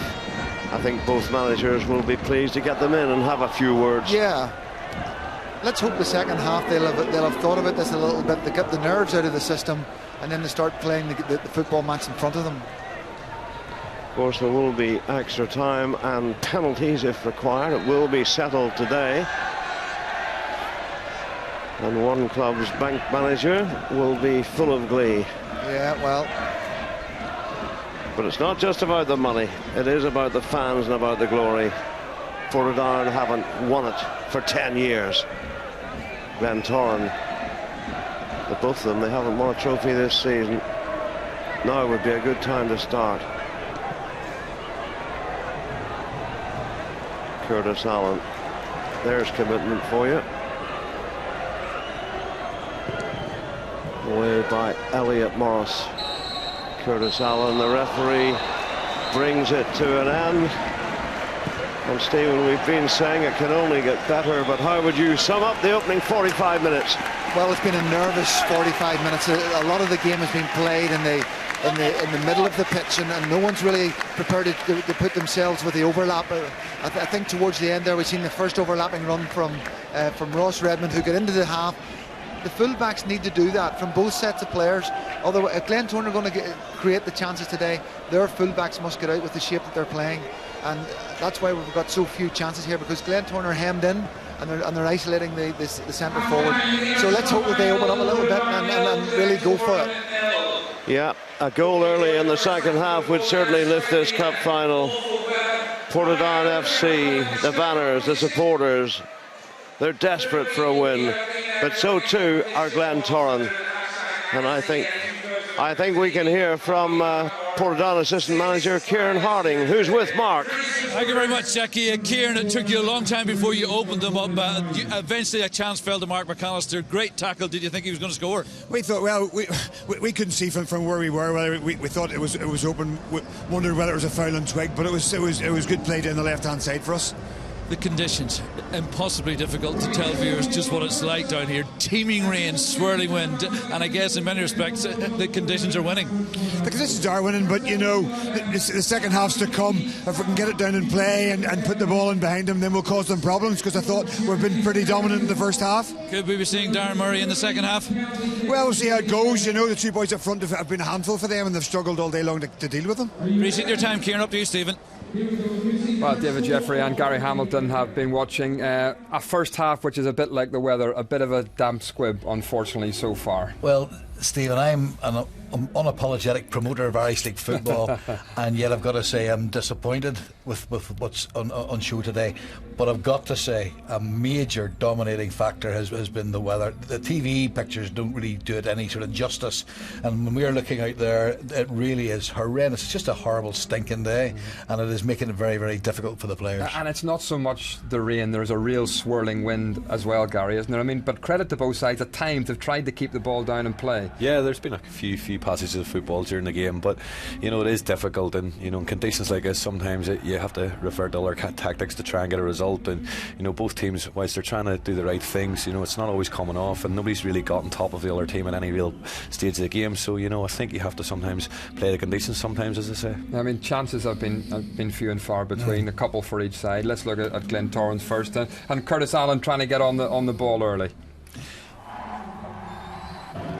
Well, we'll see here, great play by little Jordan Stewart, ball into the box, and Curtis gets there, and he would have wanted to do, you know, much better. Again, as I say, we see Stewart does ever so well, and that's really probably about as good as it really got for Glentoran in the first half, and Curtis would have wanted to have done better. For this little passage of play, at least Glentoran trying to keep it down and knock it around, Gary. It was a super passage of play, and as I say, David Scullion's a very intelligent winger who likes to come in and play off the line, and he gets himself into great positions, and you can see why he scores goals, and I actually think that ends up clipping the top of the crossbar, to be fair. I mean, it's been a fairly physical encounter, and we did expect this kind of midfield battle because of some of the individuals involved in that area, and that part of the game hasn't let us down so far. No, it hasn't. There were some really meaty challenges, you know, and I, for one, very much like the physical aspect of the game. You know, here's a cracking tackle by Michael Galt. You know, for me, that's as good as a good pass, because it's part and parcel of the game. Here's another situation where we've then McElroy taken down. Big Gary Breen was having none of it. So there has been a fair degree of physicality, and to be fair to the referee, here's another one there with both players, both were feet high. Gary disagrees with me. He thinks Robert should have been sent off. To me, that's exuberance and wanting to get there. There wasn't any real damage done. And to be fair to the referee, he hasn't gone by the letter of the law. He has thought about the game and the significance of it. Another challenge we see coming in. Michael Galt having a little pop, but you know, to me, to be honest with you, Stephen, that's just an accident. You know, no one's trying to hurt each other. That's just an accident, coming together of players. You agree, Gary? Yeah, that last one was definitely an accident. What about the one before? No, I think like the tackles like that in the game today, they have to go punished, because you know, again, it stops flair of players from getting on the ball, and you know, in a game like that, in a day like that, if tackles like that get punished, then maybe somebody gets a ball in the centre midfield, and Robert Garrett can't make that tackle again, you know, because he's already on a yellow card, and it opens a game of football up. That one there, which we've just seen. Super tackle. Great defensive tackle by Gary Breen, but my goodness, did he have to make the tackle, Stephen, because he made a bit of a Hames, let's just say, and Big Ronnie would have grilled him, you know, if Curtis had got on scored. But it was a good recovering tackle. I mean, neither keeper has really been troubled in the first half. Let's look at a couple of Portadown chances. One a sort of half chance, and the second a great chance. Well, it's a great ball into the box, you know, and I just can't see who was about to pull the trigger. Gary Breen, we think it was, and then we had a rather disappointing shot after that. And it's been like that. It's been almost, Stephen, just about, you know, and at the last minute, here's Ross Redmond, ball played into the box, comes across, and you think the goal is going to be scored, and it's a fantastic blocking tackle from Marcus Kane. I mean, the way the game's shaped up so far, Gary, it does feel like it's a match where you're going to have to take your opportunities, because almost one goal could win this. Yeah, totally. And Glentoran got a few free kicks there in the first half. With quality delivery, they should be working the goalkeeper a lot more. I think second half with Portadown having the wind, with Ross Redman's delivery and Chris Caseman's delivery, I think they'll work the goalkeeper a lot more with set pieces, and they'll set them up. And sometimes I've seen Glentoran setting the ball down and doing a quick free kick. With a win like that, you have to use it to your advantage and get balls in the box and work the goalkeeper. And really, no team's done that. But hopefully, in the second half, Portadown will do. I think the point you made but earlier on, Gaz, was about a team really wanting to go forward. They're both sitting in at this moment in time. They're trying to tease each other out, and I think the occasion, certainly the European spot, the money that's in offer, people they're almost like they're desperate not to lose the game, as opposed to right, we're going to go and win this, and that's where that's telling. Lots at stake, of course, today, and the international manager is here in East Belfast this afternoon. Let's hear what Michael O'Neill has made over the first half so far. He's with Mark. Thanks, Stephen. Of course, he spent a couple of seasons playing here. Michael, where do you think the winner's going to come from? Are we looking at a set piece, a defensive mistake? Well, it's hard to say at the minute. I think it's been a poor game today. A lot of unforced errors. No meaningful attempt on goal in the whole first half. Conditions are difficult, but the players have got to obviously raise their game. Both teams, I think both managers will be disappointed with how their sides have played, and it's a day when maybe a set piece is going to decide it, because it's hard to see where anyone's going to open the door or create something from what we've seen today. Much talk of the venue. Of course, originally should have been played at Windsor Park. We know what's gone on there. Michael, are you reassured that all will be well for that critical game on June 13th against Romania? I've no concerns with that at all. I think today the IFA have done a great job here with the Oval. It's not full, so I'm not sure what the clubs made such a fuss about to begin with. But the reality of the situation is I'm fully confident that we'll be, on the 13th of June, that we'll have our capacity as it was, and in the long run the stadium will be fantastic when it's complete. Has it been a headache you didn't need, or has it been a distraction at all? It's not been a headache at all. Obviously I've been involved in all the discussions, but we've only played twice at home in the campaign. We've not had any home friendlies, so the players are fine. We've won the 2 home games, and as I say, we look forward to the game against Romania in June. Well, you have a couple of friendlies coming up, Qatar and then of course the Republic. I guess the positive out of that is you get hands-on players, you get time with them. Yeah, I mean, everyone season finishes at different times. Some of the lads' seasons finish today, for example, in the Football League. The Premier League lads won't finish till the 23rd of May, nor will the lads in Scotland. So the purpose behind getting the lads together for the Qatar game, the Republic of Ireland game, is exactly that, to maintain their fitness, to make sure they're game sharp, and then we'll get together for the Romania game 5 or 6 days leading into that. And that Republic game, a game a lot of people would have liked to have gone along to taking a look at, but it's behind closed doors. Why? Well, I mean, it was arranged at very short notice. We were let down very badly by Wales. So, given that was the situation, I had a conversation with Martin. He was looking for a game leading into their friendly against England. But we just felt that, given the short notice and given the purpose of the game, which was a training exercise for a fitness exercise, the flexibility of being behind closures would benefit both of us. And at the end of the day, the priority for us and the priority for the Republic of Ireland is the game on the 13th of June. And as I say, all our focus will be on that. Wish you well with it, Michael. Thanks for joining us, the international manager, Michael O'Neill. Stephen. Mark, thank you very much indeed. Jordan Stewart, a young, very versatile player, has certainly shown his worth in the first half when he's had the chance to get on the ball today, David. Very much so. Technically, Jordan is very, very good, and what I like about his play also, he just hasn't stuck on the right side of the pitch. He's gone left as well. And here's a piece of play which really shows his desire. He has chased the whole way back to close that down, and that's a tremendous asset for the team. It's not just about him going forward, it's what he does defensively. Here he pops up on this side. Look at that feet. That is absolutely exquisite. He is the feet of a ballet dancer almost. Absolutely fantastic. Look at this. If that was done in England, that would be on Soccer AM or something, being shown all week. I mean, we heard the international manager talk about the venue here this afternoon. I mean, credit to the Irish Football Association, who have put in the extra seats today. Pushed by the clubs, yes, but it does look pretty good with the extra temporary seating put in today. Certainly does, Stephen. I've got to, as I say, I still stand by the fact I don't think the game should have been here. But giving that a miss with it being here, I think certainly they've done well with the extra seating. I'm going to have to take issue with our international manager when he said what was all the fuss about, because the ground is leaving full. Well, unfortunately, Michael, this is all the people that could get in because the tickets were all sold out. Health and safety ruled the roost here, so that's why we only have the number of people here today. Let's hope it dries up for them a little this afternoon. Now, there was a thrilling conclusion last night to the Irish Premiership promotion relegation playoff. Championship side Bangor were leading 2-0 after the first leg against Warrenpoint, but it took a penalty shootout to decide the outcome, as Stuart Portis reports.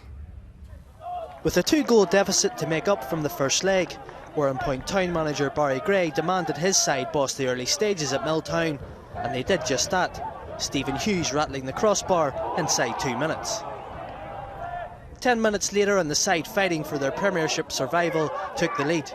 Bangor keeper Darren Gibbons couldn't hold Stephen Hughes' shot, and on loan Dundalk midfielder Conor MacDonald poked home from close range. The home side kept up the pressure and almost levelled the tie when Darren Hughes pulled the trigger from the edge of the area. Bangor goalkeeper Gibbons was the Northern Ireland Football Writers' Player of the Month for April, and they needed him when Mark Hughes got in on goal. From the resulting corner, Warrenpoint could have doubled their lead. Defender Johnny Cowan's header hitting the post on its way behind. Bangor's only real chance in normal time came when Barry Walsh found Andrew Long in the Warrenpoint area, but the winger's shot was straight at Johnny Parr. Apart from that effort, the second half was again all about Warrenpoint, and Mark Hughes was next in line to test Gibbons from 12 yards.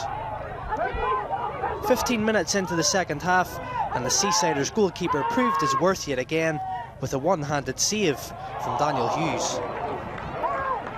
And that wasn't the last time in the game Gibbons would rescue his side. 10 minutes later, this superb stop kept out John McGuigan's header.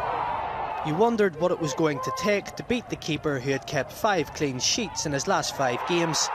As it turned out, Dermot McVeigh had the answer. He nodded in with 76 minutes gone to take the match to extra time. Hotly contested without boiling over, the game took an ugly turn after Daniel Hughes' challenge on Barry Walsh. Eddie McCallion received his marching orders in the melee that followed and handed the numerical advantage to Warrenpoint. And they almost capitalised 5 minutes later when John McGuigan's header looped just wide of the upright. Bangor's post was certainly doing its job when a minute later it stood between Daniel Hughes and Warrenpoint's winning goal. Next, it was the turn of the crossbar to keep the sides level, with a little help from Gibbons. Then, with just a few minutes left of the tie, numbers were even when the lively Daniel Hughes was awarded a second yellow card for dissent. The man who scored the first goal of the night came close to sealing victory, but Gibbons saved Conor MacDonald's late effort to take the game to penalties. At 2-1 down on penalties, Andrew Hall shot wide, leaving Stephen Hughes to secure victory and another season in the Danske Bank Premiership for Barry Gray's side. As I said, the boys there, first class. Every player, every minute, every second, every run, every challenge, defensively, offensively. I thought they were first class tonight, and I thought they gave it absolutely everything that they had in the tank. It's massive for this area, and it's a key thing. We have a lot of local players still playing for us. Hopefully we can maintain them going forward and build.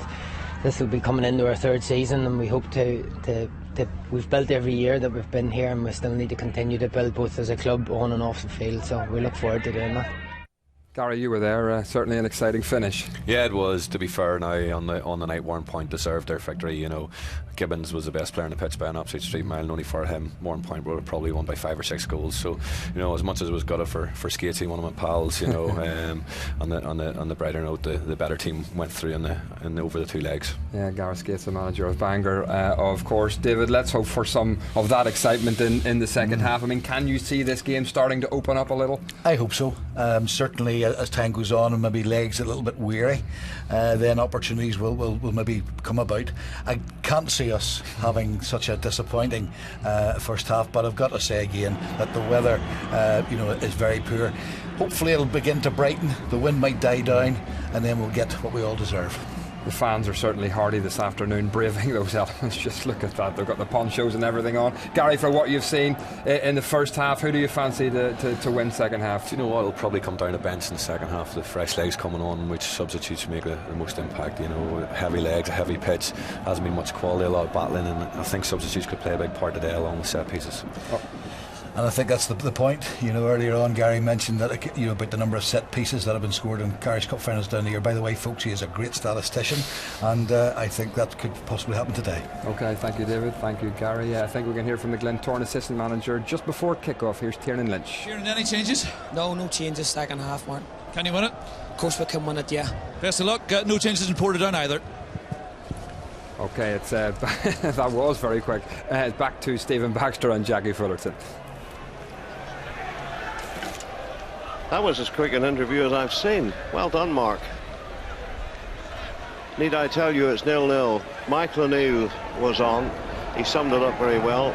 He said it's poor. Both managers will be disappointed, and it could well take a set piece to break the deadlock. Well, a lot will depend whether one or other of these teams decide they'd like to go for it, and I'd like to see the fullbacks getting forward, because they're both, you know, you've got Ross Redmond, you've got Casement on the other side, who are both brilliant players.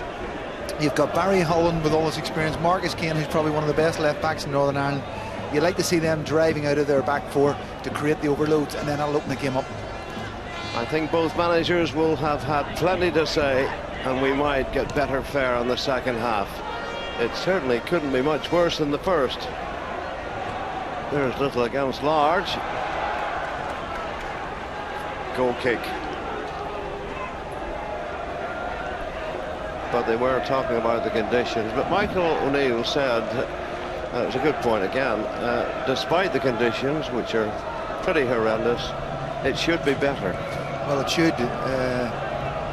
But you add in the tension of this game, as you say, £150,000 shootout. They will be aware of that.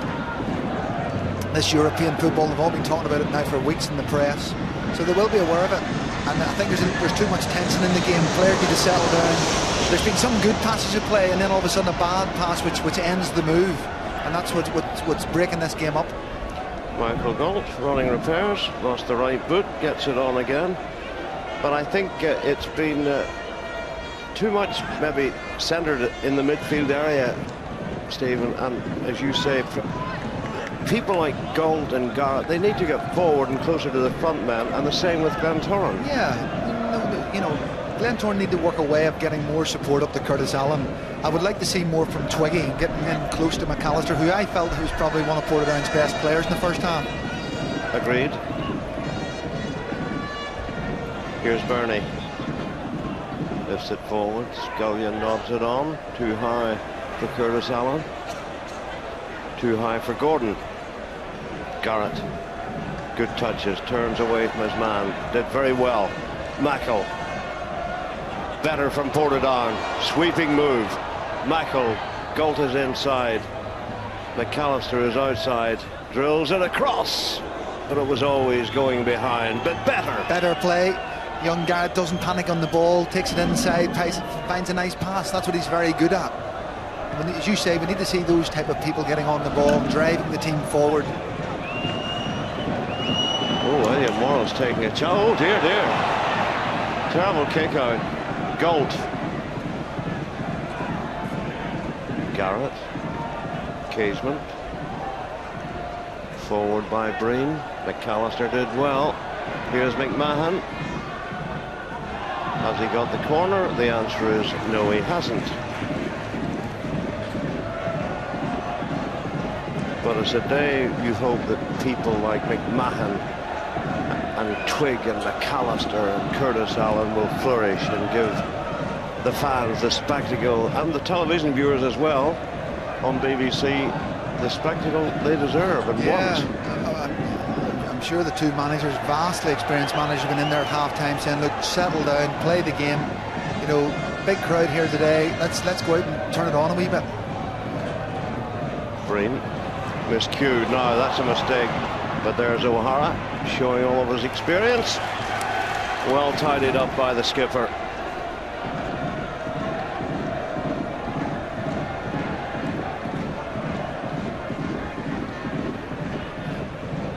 Kane. Henderson. Oh, dear, dear, dear. Marcus Kane will not be thanking Henderson for that return pass. It's a hospital ball, wasn't it? And he hasn't got up from it. I think he might have taken one where you don't really want to take one. Yeah. Here it is. Well, that's more the midriff. Yeah. Still painful though. Yeah. He's winded him, I think, with that one.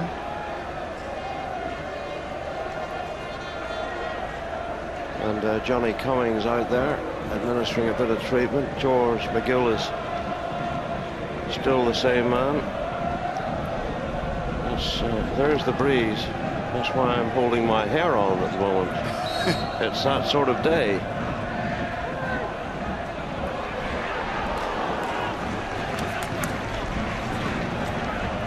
While we were watching Marcus Kane there, Skelly had to handle one. Yeah, but there was no pace on the ball, and into that breeze, it was just too easy, really. Portadown have the breeze in this second half. Can they capitalise where Glentoran didn't? Sometimes it's easier to play against the breeze. Now, big man, lovely skill. Oh, and again, this is good from Portadown. Michael, too close to the keeper. Good agility there from Elliot Morris. Wasn't a bad effort though from Michael. Brilliant play from McMahon, just to sidestep his man, slotted a lovely ball inside. And I expected Michael to pick the far post. Here we see it again. Should have really picked the far post. Beautiful play, must say. Yeah, the angle was always against him. Against a keeper of the experience of Elliot Morris. But the Portadown fans have started to sing their team playing into the goal mouth there behind. Out with a wee bit of purpose here, Portadown into the second half, so... Yes, knowing Ronnie as you know him and I know him, I'm sure he had plenty to say. Yeah, very much. And in his own laid-back, aggressive manner. Forward ball, now there's a good run. Jordan Stewart. Breen just shrugs the smaller man aside. Bernie better be careful here. Now. Oh, well recovered there by Barry Holland. Yeah, Barry's not too happy giving his goalkeeper a bit of a telling off. He'll be 31 next Sunday, Barry Holland. A good pro. He'd love to win an Irish Cup after losing. Great competitor, One Jackie. with Pittsville 6 years ago. Very, very good in the air for a wee man. Very strong. That's off Ross Redmond. Just looking, Glentoran and Portadown on their way to the final. They both scored 10 goals. Glentoran and Elliot Morris only conceded 1 in the 4 ties. Portadown conceded 4. But those games are all forgotten at this moment. It's all on this final at the Oval. Twig again. Big Twig's in between now. McAllister. Here's Twig. Bernie's with him. And Bernie. Ball is out of play. It took a touch, I think, off Twig on the way back. Yeah, a bit of a ricochet there. He's been quiet by his own standards, though, Gary Twig. He has, but he only needs one sniff of it. Jackie, you put him in the right position, he'll score that goal. Yeah, it ain't over. There's a long way to go. And I'm sure maybe a twist. Oh, dear, dear, dear. Well, Galt is furious. Was he brought down? I'd like to see this by again. Willie Garrett? But why did he not to stay see on his it. That's feet? a big decision for the referee. Why would he go down? Oh, crazy. Scores the goal. Stay up. We're just following the play at the moment, but there's a real talking point. The first real talking point of the day. The low cross. Scullion! 1-0! 8 minutes into the second half, David Scullion has made the breakthrough. his first go in the Irish Cup this season, and what a day to get it. Oh, fantastic, and what a cool finish. He gets the break of the ball comes into the box in the area, just takes one side step and slots it. And Portadown are absolutely furious with the decision on Michael Galt, and we'd like to see that again up close and personal, but Glentoran break up the pitch and get the goal. It often happens like this. It does indeed. Scullion, the hero, he will cast referee in the role of villain. And here we see the goal. Lovely touch here. He works the ball himself. Jordan Stewart nips it back in. Did so well, controlled it well, and finished it superbly. Brilliant. He'll remember that one. He's a lovely technical footballer, Scullion. He takes it with his right foot and finishes it with his left. That's just ability, pure ability. And I know that Eddie Patterson was hemming and hawing between Scullion and Fra McCaffrey to start the game today. He went for Scullion, and my word, in that moment, it's paid off. I've just been choked by the smoke. What do you call those things? Flares? Yeah, but honestly, dear. We haven't had a chance to see it back yet whenever the play goes dead. But why does Michael Galt not stay on his feet? He was going to finish it off. Under hit pass, he's on the edge of the box and he goes down.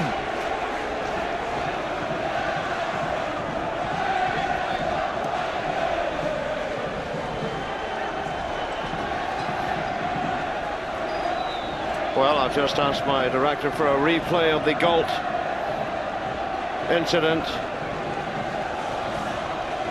We're having trouble finding it at the moment. They've spilled back too far, it seems. But that end, Galt was in. Short back pass, he was in. Here we might see. He went down. No, there's the short back pass. Oh, yes. That is a free kick, and that could be a sending off as well. That's probably what Galt was maybe thinking, but I don't know if he's gone down. He certainly stands on his foot. Certainly stood on his foot, leaned into him. But Michael's a 6-foot giant. He should have just drove on in there and scored the goal. And that is a goal-scoring opportunity. So Glentoran would have been down to 10 men.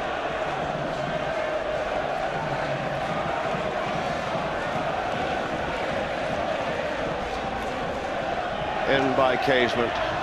Portadown have to get back into this game with a goal, and they have to get a goal as soon as they can, or it will drift away from them. Michael did well to keep it in. There's the short back pass. And Willie Garrett is a lucky man. He wasn't lucky. Superb finish from Scullion.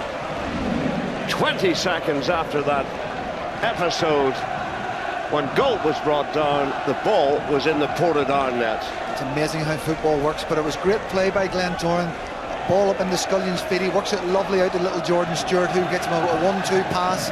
But the finish was so neat. Lovely touch on his right foot, and then back to him his left. Well, the grandstand that we are in, Stephen, is bouncing. So too are Glentoran. Breen flips it back to Muskelly, has to hustle. Henderson, Scullion, Breen, McMahon got a touch, free kick. Referee waited that time to see if there was an advantage. There wasn't one, and Barry Holland, well, he certainly clattered into McMahon. Yeah, he wasn't going to let him go past there, was he? Well, Peter's a strong boy. He gets up, shakes it off, gets on with it. Here we go. Oh. Glentoran are going to have to stand resolute now for 10 minutes. This is where the onslaught will come. Portadown push for the equaliser. That's off the Glentoran head. It was Gordon who got a touch on it. Throw in goes to Portadown. Rub of the hands there for Ronnie McFall. He knows his side are capable of coming back.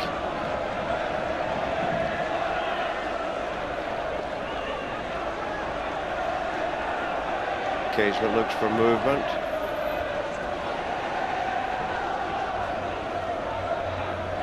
Gets the throw in again, takes it quickly. They were fortunate. McAllister Glentoran play themselves out of trouble. Curtis Allen did well, very well. Holland, Jordan Stewart over on the right-hand side now. Down the line, O'Hara. Oh dear, he miscued it slightly. Oh! Referee may have spotted a hand of Curtis Allen going out there.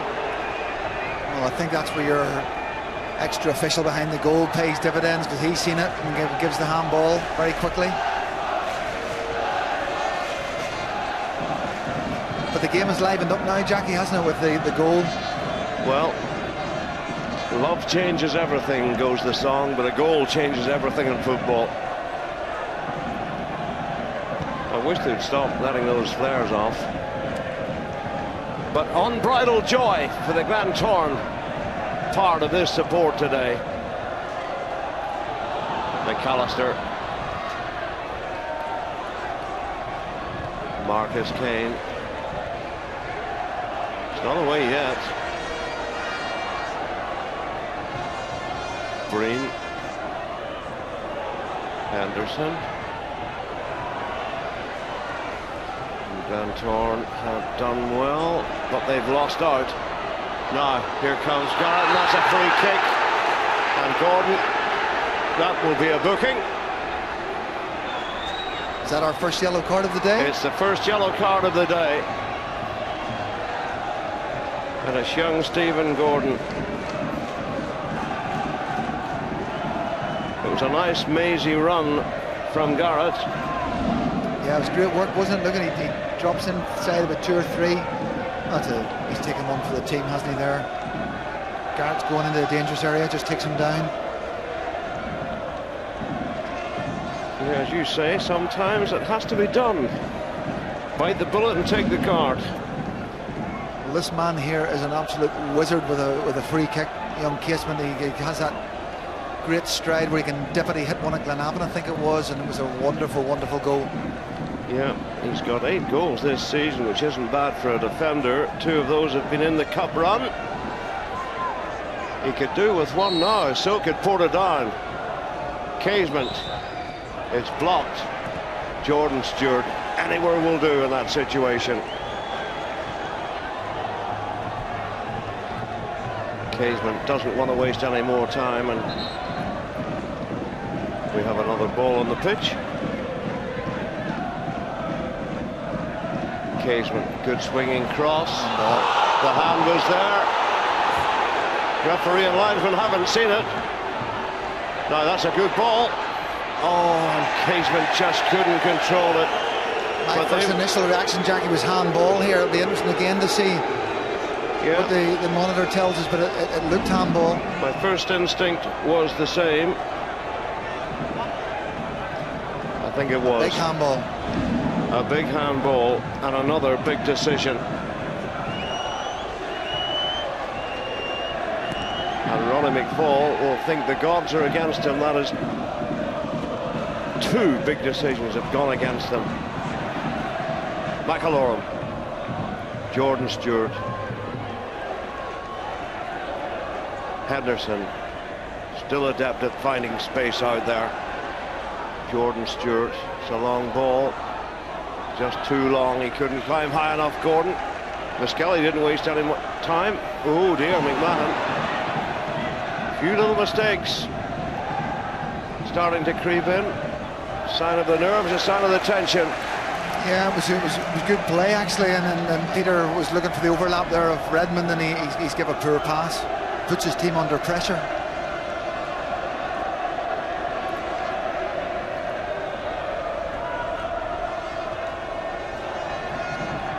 Glentoran, Henderson, Jordan Stewart chips it forward.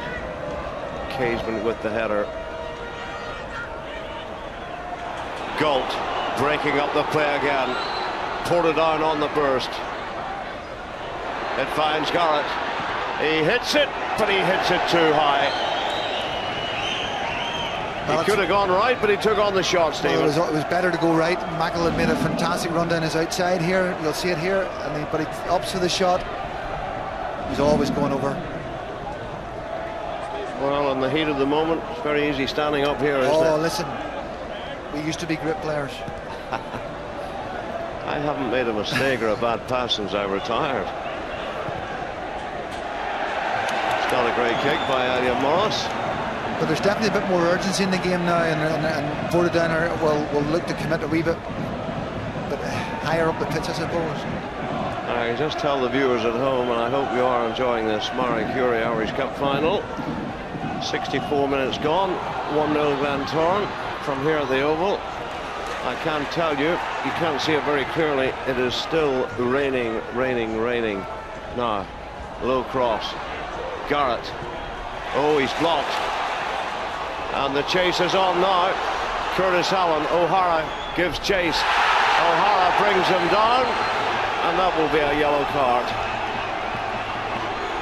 Curtis Allen does very well. He gets in front of his man. He was inviting the tackle and the yellow card, so good play from him. Yeah, and he had to take one for the team there as well, didn't he, O'Hara? Absolutely. People might be thinking, why is that not a red card? But he was going away from the danger area. It wasn't a clear-cut goal-scoring chance. So the Portadown skipper, who's been sent off twice already this season, has been booked. Here it is, we see it now.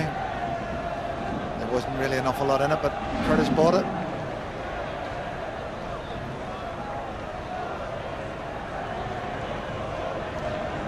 Niall Henderson, a second goal for Glentoran, and the cup would be certainly well on its way to the Oval. In by Henderson.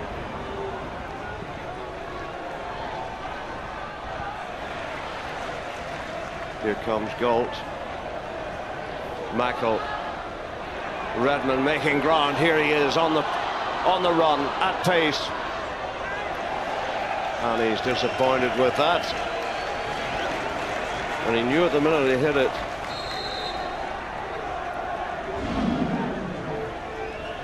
Let's see the handball. Well, did it hit him high up? The arm still stopped it going goalwards. Yeah.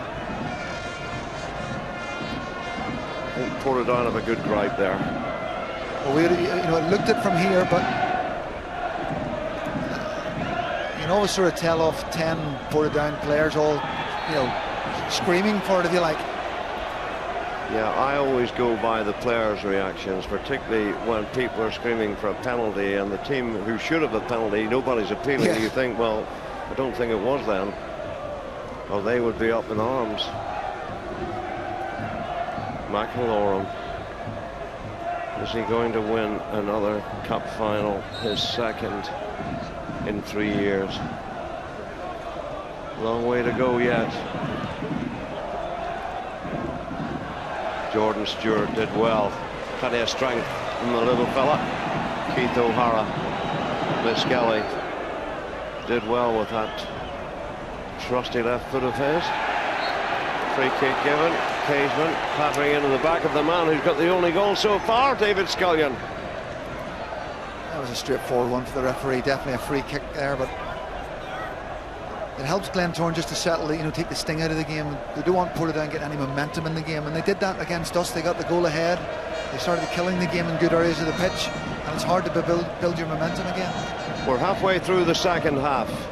Oh, here's Curtis Allen. Curtis Allen! Oh, he's hooked it wide.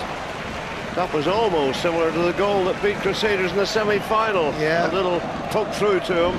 That's where Curtis, we'll see it again on here. It was a nice flick around the corner. And Curtis normally scores those, really. Yeah, he's a predator, and he will be disappointed with that finish.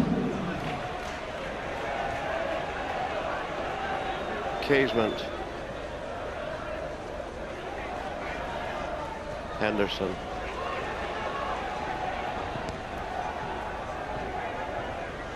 You'd have to think Henderson is, he would certainly be a candidate for man of the match. Well, he's sitting in a very deep position, and he's picking the pass here and there, but there's been a few wayward passes in there as well. I've seen a few other people in the match that have stood a little bit more for me, but he's certainly been an influence for them. Okay, you're not allowed to disagree with me, Stephen, by the way.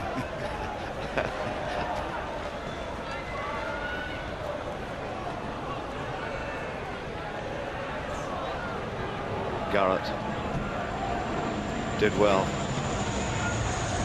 Galt, Garrett, he's a busy player. Here goes Galt, scything tackle. Galt can smile through gritted teeth, though, I think.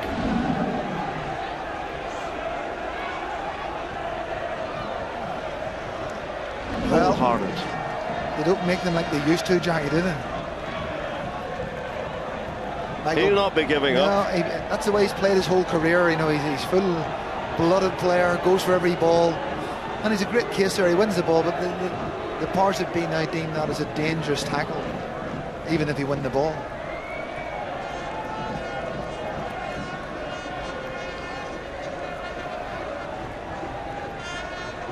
Don't see any movement on either bench. Glentoran bench is saying, let's raise our game, lads. Don't be stopping. Well, we've got the heavy rain coming back on again, so this game is going to become more in the air, driving the ball down into people's boxes. I think he's mixed up the months, that fella. Oh, yeah, I see Santa Claus Too early, here. my son.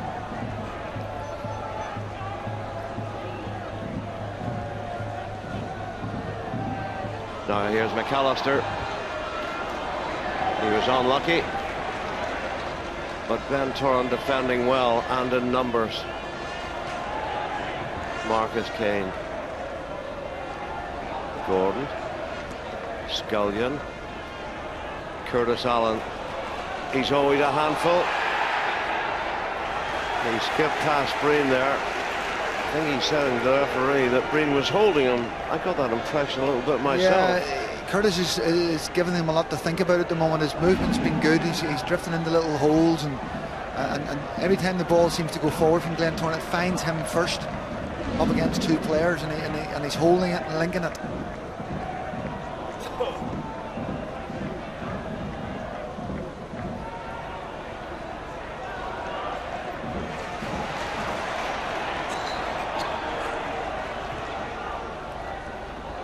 Curtis Allen. Close control. Jordan Stewart. Sorry, apologies for a frog in my throat. Yet again, Curtis Allen linking it on the edge of the box, holding it up for his team, bringing more players into it. But now we're about to see the first change. Now we've got a change. It'll be Murray, centre forward. Well, that's a surprise. It is a surprise, McAllister going off. But who knows, McAllister may be having a little bit of niggle with that hamstring. You just don't know. No, you don't know these things, but he's certainly been the very dangerous forward for me, and I'm getting the impression there he's shaking hands and going off, and he's probably got a little bit of a hamstring. Might only have been an hour in him today. Darren Murray, 17 goals this season. A throw of the dice by Ronnie McFall. They needed to do something, and they need to do something. Jordan Stewart entices the defenders in, keeps them busy. Darren Murray, fresh legs, gives chase. He's had his injury problems this season.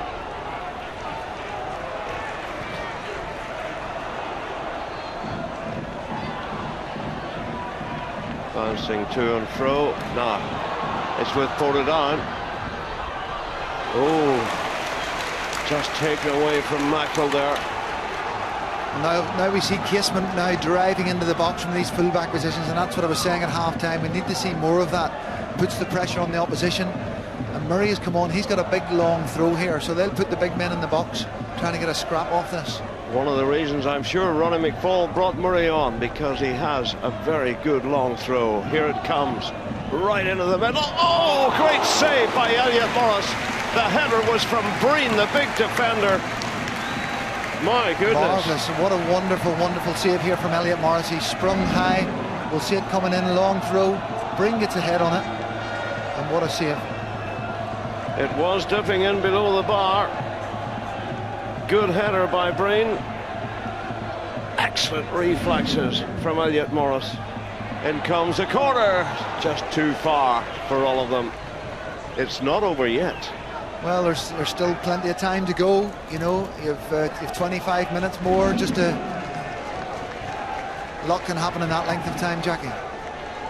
Breen looking for his first goal of this Irish Cup campaign and his second of the season. It was not to be because of Elliot Morris.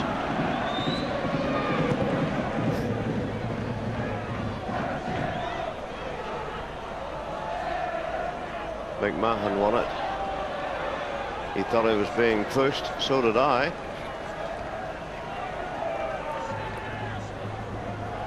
Looking at a few Portadown faces, there are looks of despondency this early, Stephen. Not a good sign. Well, Glentoran are playing very well on the counter-attack. You know, Portadown have to do all the attacking here, and they leave themselves open a little bit like this. That's a free kick. And mistakes are just creeping in a little bit from Ports. Another yellow card. Another yellow card.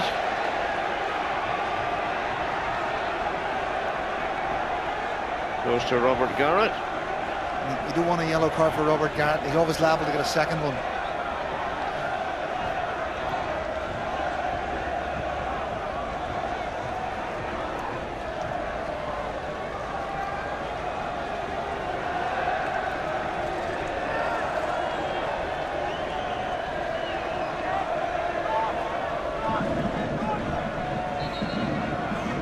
Glentoran not rushing. They are leading by 1-0. 15 minutes left as Henderson gets it in. Miskelly gets a left-hand punch on it. Now, Portadown look for the counter. It will come to nothing.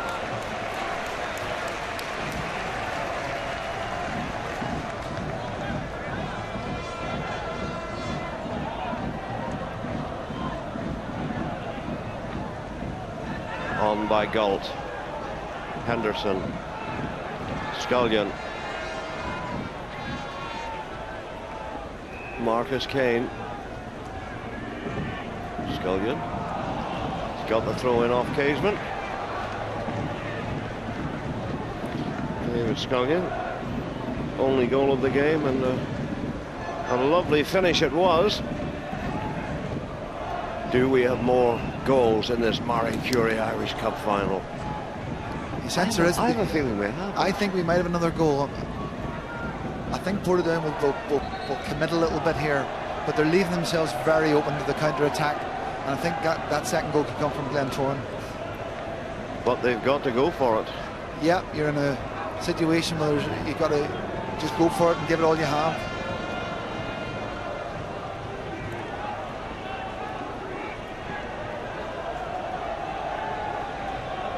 And still the rain comes down in torrents. The ball might come down to ground some of these moments. It does. Redmond. A bit of wry there with that pass. The thing is, when you're under pressure to get back into a game, you can hurry things a little bit.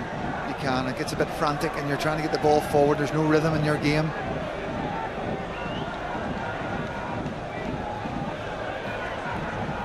Interesting to see how Glentoran take their time at situations now. And why not? Well, Michael hits it over the bar. And there's a card for that man there, Henderson.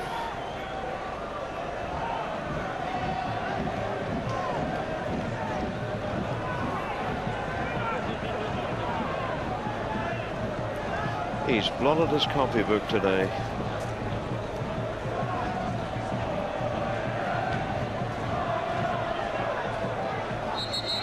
There's a lot going on in that box, I can tell you. Marcus Kane and Galt there.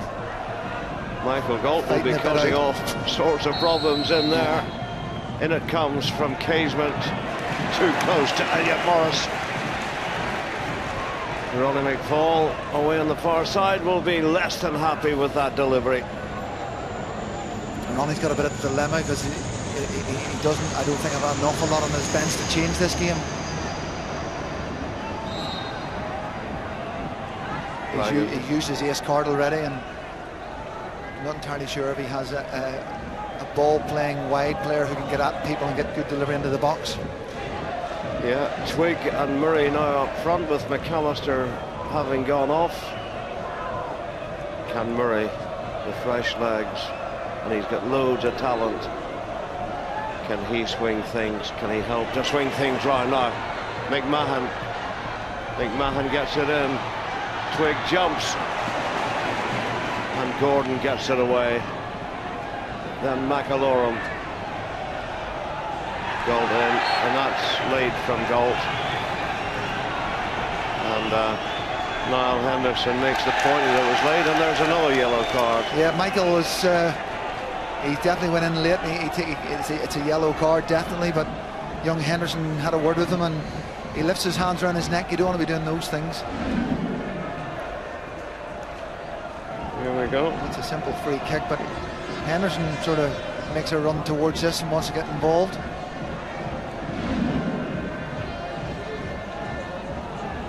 He's got a 100% record. 5 cup finals for Linfield, 5 wins.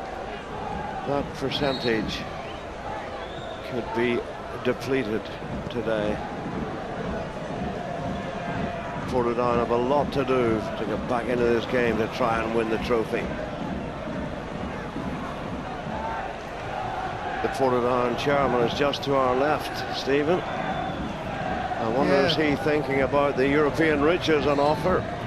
But first and foremost, I think as a football man, he's thinking about trying to win a cup. Yeah, that's all he'll be thinking about. And his side have not done themselves justice today, thus far. Redmond will not get there ahead of Elliot Morris, who quite rightly lets it drift behind.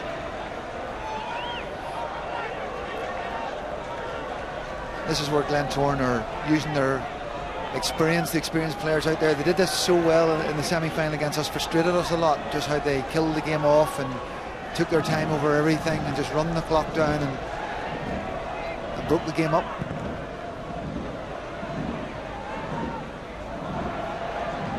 Marcus Kane getting in below that one.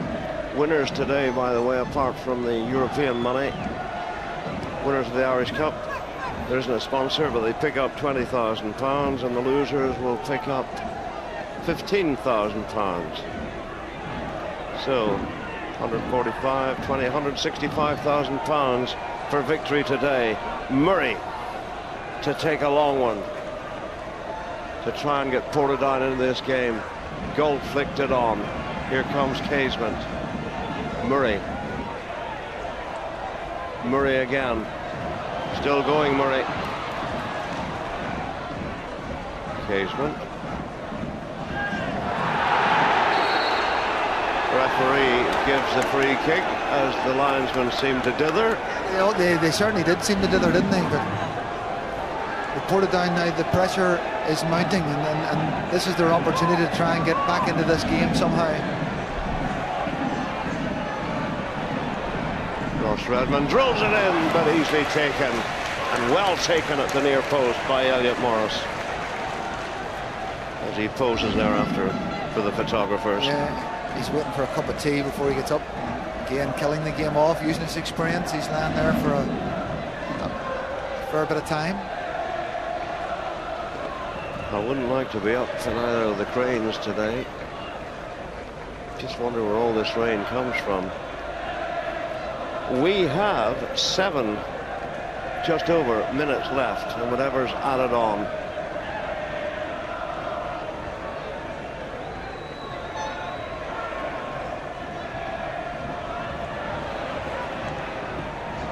Yeah, that looked offside. Yeah. Curtis Allen flagged. Easy one.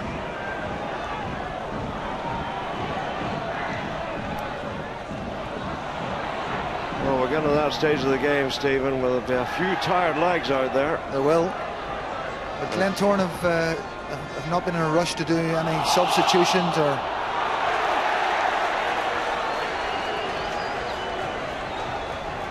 Yeah, that was a handball. Plenty of appeals from the Glentoran bench, as you can see. Yeah, somebody down stretching the hamstrings. I think it's Scullion.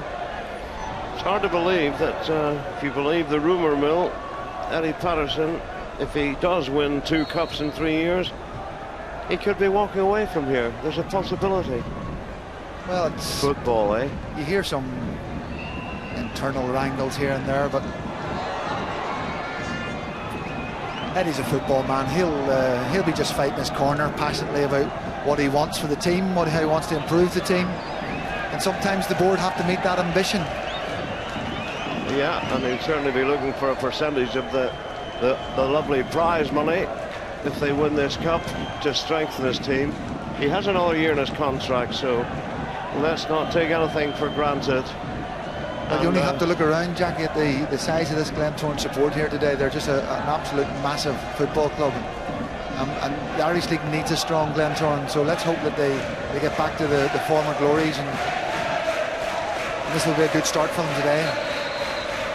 Yeah, despite the emergence of Cliftonville and Crusaders, clubs like that, the league still needs a big two. Belfast for their support. Linfield and Glentoran. And it's great to see the country teams doing well. Glenavon had a fantastic season. And all of a sudden they're bringing big numbers to games, and Portadown big numbers to games. So Coleraine, another sleeping giant, Ballymena. So it's good to see it competitive. Now McMahon, oh dear, we've had a slip there, but Holland to the rescue. Jordan Stewart just helps it on. Breen with the header. Here comes Breen again. Falls for Mackle.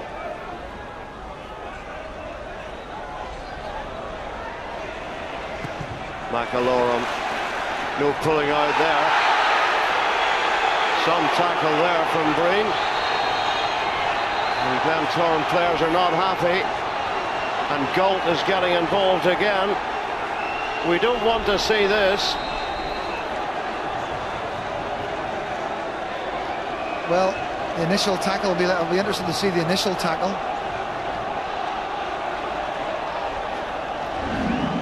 Here we see it now. Oh, there's nothing in it. No, it's a good block tackle. There, it's there. That's the second tackle.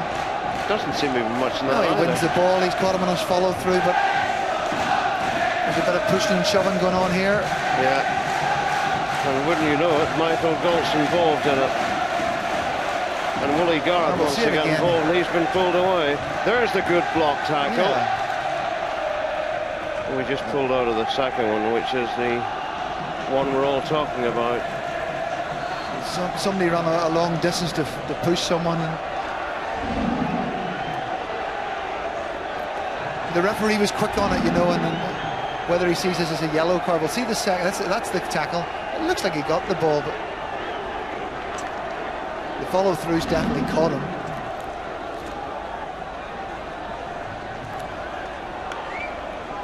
And still McAlorum will get up. I think he's made of teak. Yeah. He is a strong young man. Good footballer. And with all the rumours, will this be McAlorum's last game for Glentoran? Who knows? It's a yellow card for Murray, I believe. Yellow card for Breen. I think he's flashed one at Murray as well after that.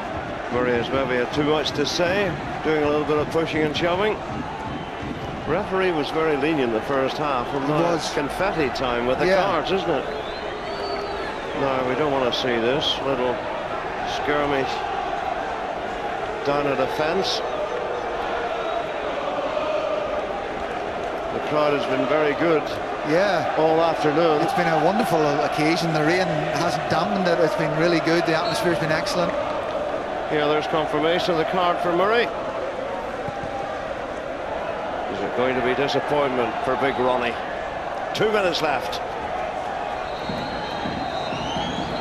Well, here comes the Glentoran subs, which is, again, they're killing the game off. They're doing what they need to do. McCaffrey and Addis coming on. We've got a skirmish at a gate maybe opened over here. There's a gate opened. Why do these people come to football matches? Okay, your team's losing, but you know, that's football. I really don't think we should be showing too much of this. I wouldn't give them the oxygen of publicity, quite honestly. Well, the gate has been opened. They've got to make sure that we don't see people getting onto the pitch here. Well, we don't want to see any other gates being opened either. But the problem is we've got Glentoran people down here wanting to scale a fence, so let's make sure we get this sorted out very quickly. Well, there's somebody trying to scale that fence. Get down, young man, you'll do yourself an injury.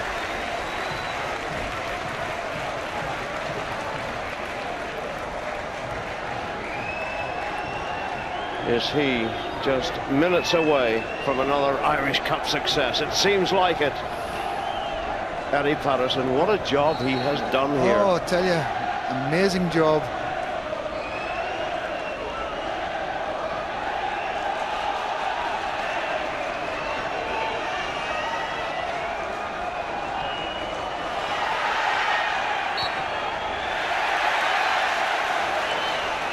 Free kick is given.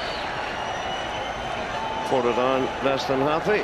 Well, this completely suits Glentoran. The game has slowed right down. They're running the clock down.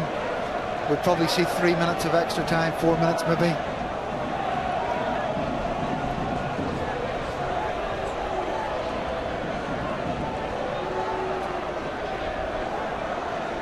Glentoran won't care one bit. They don't really care how they get over the line. Look, they've left 5 people defending here.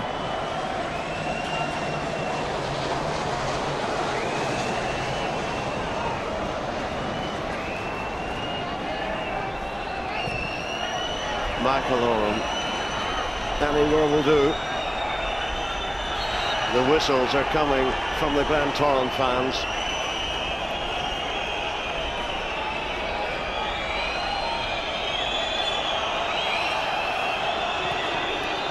I didn't see the fourth official, Stephen, on the far side. I don't think it's been up just yet. Oh, it should be up. We are almost at 91 minutes at the Oval in this Marie Curie Irish Cup final.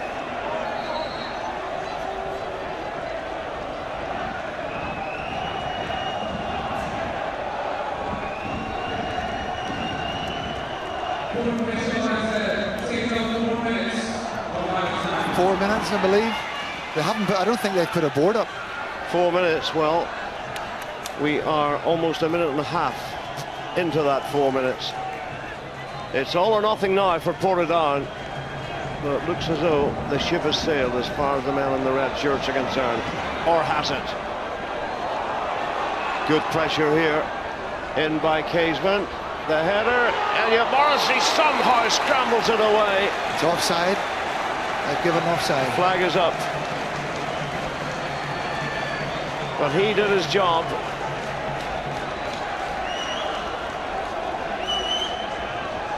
Now we have a couple of Glentoran men down. Willie Garrett, he's all right. It will ease away a few more seconds at this time. It's all going the right way for Glentoran. This game is killed. There it is there. We thought there was danger. There wasn't. Well done, Elliot Morris. And then the linesman intervened. We have a minute and a half left. Yeah, I think Portadown need to push up now and give it the last shot. Miskelly does his best. Glentoran keep their cool. Away by Holland. That will do. Deep into the Glentoran half. There was only disappointment. Many thought the quality and the experience of Portadown would have seen them through. But such is football. Glentoran, nobody fancied them in the semi-final against your team, Stephen. They won that day 1-0. And there's slight underdogs today in the minds of many. They seem to be winning this one by 1-0 as well. We are 35 seconds away from a final blow of the whistle from Mr. Dunlop.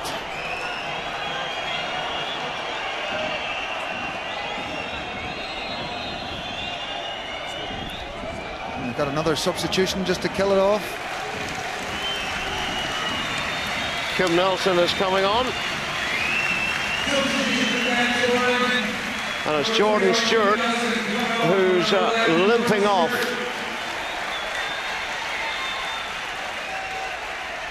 They are ready to celebrate. David Scullion there, who's been taken off earlier, a few minutes ago. His goal has settled this, or has it? We're right at the death here. We play on. Galt. And there's a free kick given. I think the two players were off the pitch. Well, this is the last ball into the box for this match. I don't know what, we've got a free kick, have we? So this is your last ball. Coming up to 95 minutes, it's the last throw of the dice. Are we to have drama right at the death? It doesn't look like it. Glentoran have it. They're on the break. It's all over. The referee brings it to an end. Celebrations again belong to Glentoran, the man from East Belfast. You can see the joy in the dugout, on the terraces, in the grandstand. My goodness, what a day. They said they had home advantage. I thought that would only heap more pressure on them, but they have prevailed, Stephen. Well, they were the better team in the second half. They got about their business. They knew what they wanted to do. They got the goal they were looking for, and they defended resolutely. There was nothing coming through Garrett or Bernie today. They were very, very strong. Elliott had one that he tipped over the crossbar from a header. Outside of that, you don't remember a great Portadown chance. I think Glentoran are worthy winners here today.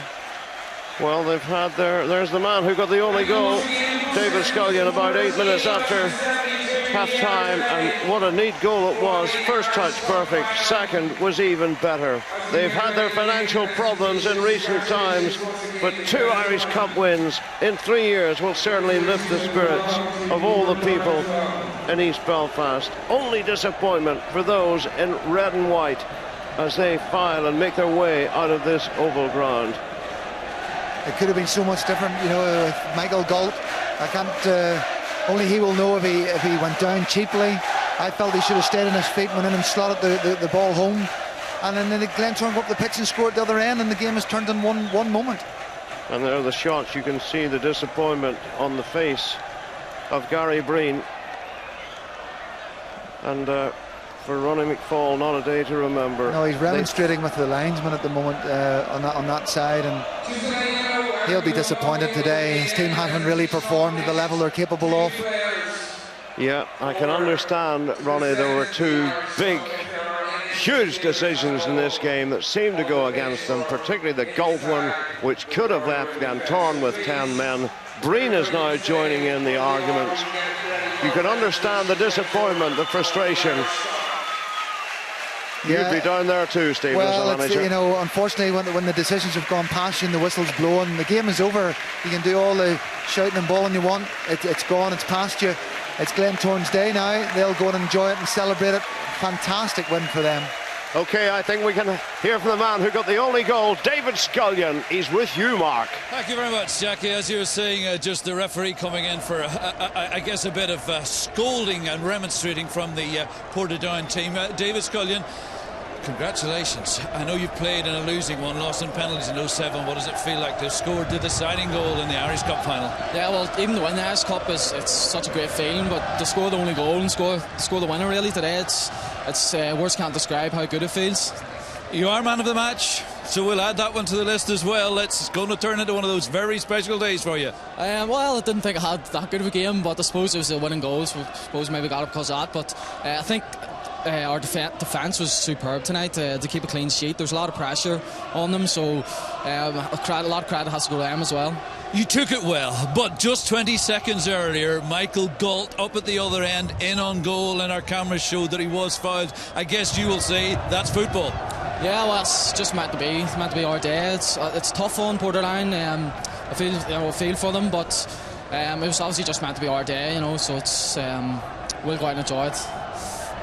I think we have the boss man beside us, Eddie Patterson. Come in, David, stay with us. First of all, you want to shake this man's hand. Eddie, 2 cups in 3 years. Is this one even sweeter, given that you did it penny pinching? Much sweeter, and you look at the average age of that team, 21 years of age, a lot of inexperience in it, and hopefully that brings them to the end today. What did you make of this game? Because the first half it was stalemate. Did you always feel that it was going to take a moment of inspiration such as David Scullion? We felt that the lack of experience we had, that if we got in at half-time 0-0 and a few of their players, a wee bit older, maybe the fitness levels wouldn't last as way ours would. But I have to say, they put us under some pressure the second half, and just delighted. The two centre-backs were absolutely superb, and we got there in the end.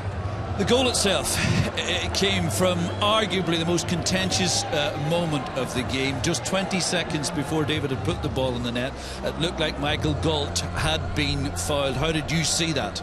Honestly, I'm going to do an Arsene Wenger here. I didn't see it, and I couldn't tell you this time. I'd love to see it again, but there was a few decisions like that throughout the game. Some went for us, some went against us. Same for Portadown, but Mark, we're in Europe now. It's a big financial windfall for the club, and that's what this is all about for our club at the moment. And hopefully we can get a few quid out of a few players and take us on in the next season. Yeah, that's about 160 grand, I reckon. 145,000 for winning, another 20 for winning the cup. I think I'm getting 25 quid of that there for whatever player becomes available. So we'll take it from there and see what happens. How are you going to spend it, and will you be here to spend it? Where can you spend 25 quid? No, we've spoken to a few players. We'll see what happens, and we'll take it from there. Let's bring in your captain. In you come. Talk me through, first of all, captain. I think you're going to lift the cup for the second time, actually, because you lifted it alongside Colin Nixon, didn't you, just 2013. Gary Breen rises for a header. You must see it very late.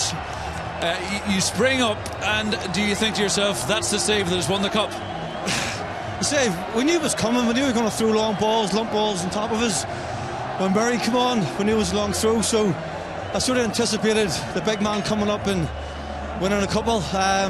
He got his head to one, and thankfully I was able to get these old legs across to tip it over the crossbar. Yeah, and then again, right at the death. I don't think you knew much about that one either. No, I slipped in the goal. It's an awful day, so I slipped in the goal, and I just got across and got my arm to it. Thankfully it hit me and it just went wide. I asked Eddie Patterson, is this one sweeter than 2 years ago? They're all sweet, aren't they? They're all sweet.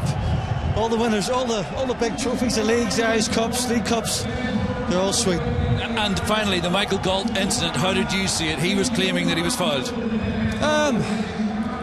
If he was, it was accidental, and Willie's just lost the ball slightly, and he's come through and he's clipped Willie on the way by. I would say, if anything, he's clipped Willie, and he's went down, obviously, but here, the ref didn't get it, so it doesn't count. Go get your hands on some silverware, thanks. Thank you very much, Mark. David Jeffrey and Gary Hamilton have been enjoying a very exciting second half of this Irish Cup final with us. 10 of Glentoran's last 14 Irish Cup finals have been won by 1-0, and they've won 9 of them now. That incredible record continues, David. Well, it does, and David Scullion was right. Gary and I picked him as man of the match because he made sort of that difference with an absolute excellent finish. But there's so many talking points, Stephen, and I really am not going to allow us to brush over the William Garrett foul on Michael Galt, and also what was a very clear penalty.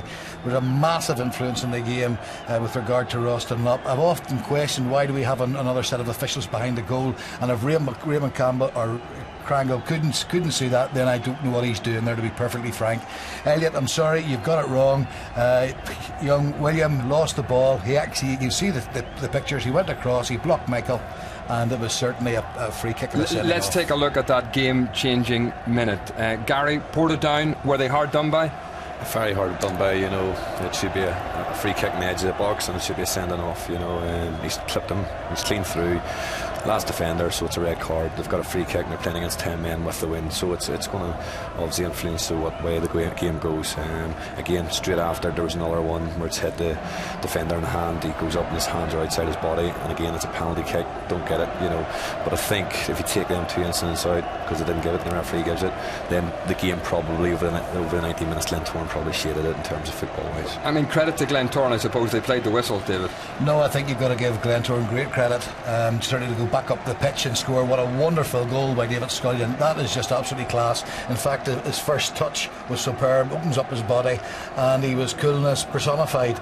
Just watch this, great ball in, just down the line, look at the little pass in here, What a first touch. That is just clinical, and that, David, is why you're a man of the match. Great first touch, bang, 1-0, and a great response from Glentoran to what should have been a free kick and a sending off. Yeah, it was a great finish, Gary, wasn't it? Yeah, and it's a piece of individual skill that wins a game of football like this today, and you know, players like David have that in their locker, and that's why he probably was selected over Fran McCaffrey at the start. He scored a lot of goals this year, and important goals, and again he's justified his place in the team.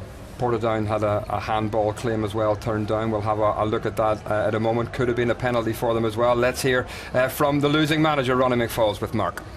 Ronnie McFall, never easy post a match such as that. I know that you went straight to the referee afterwards. Did you feel that Michael Galt was fouled?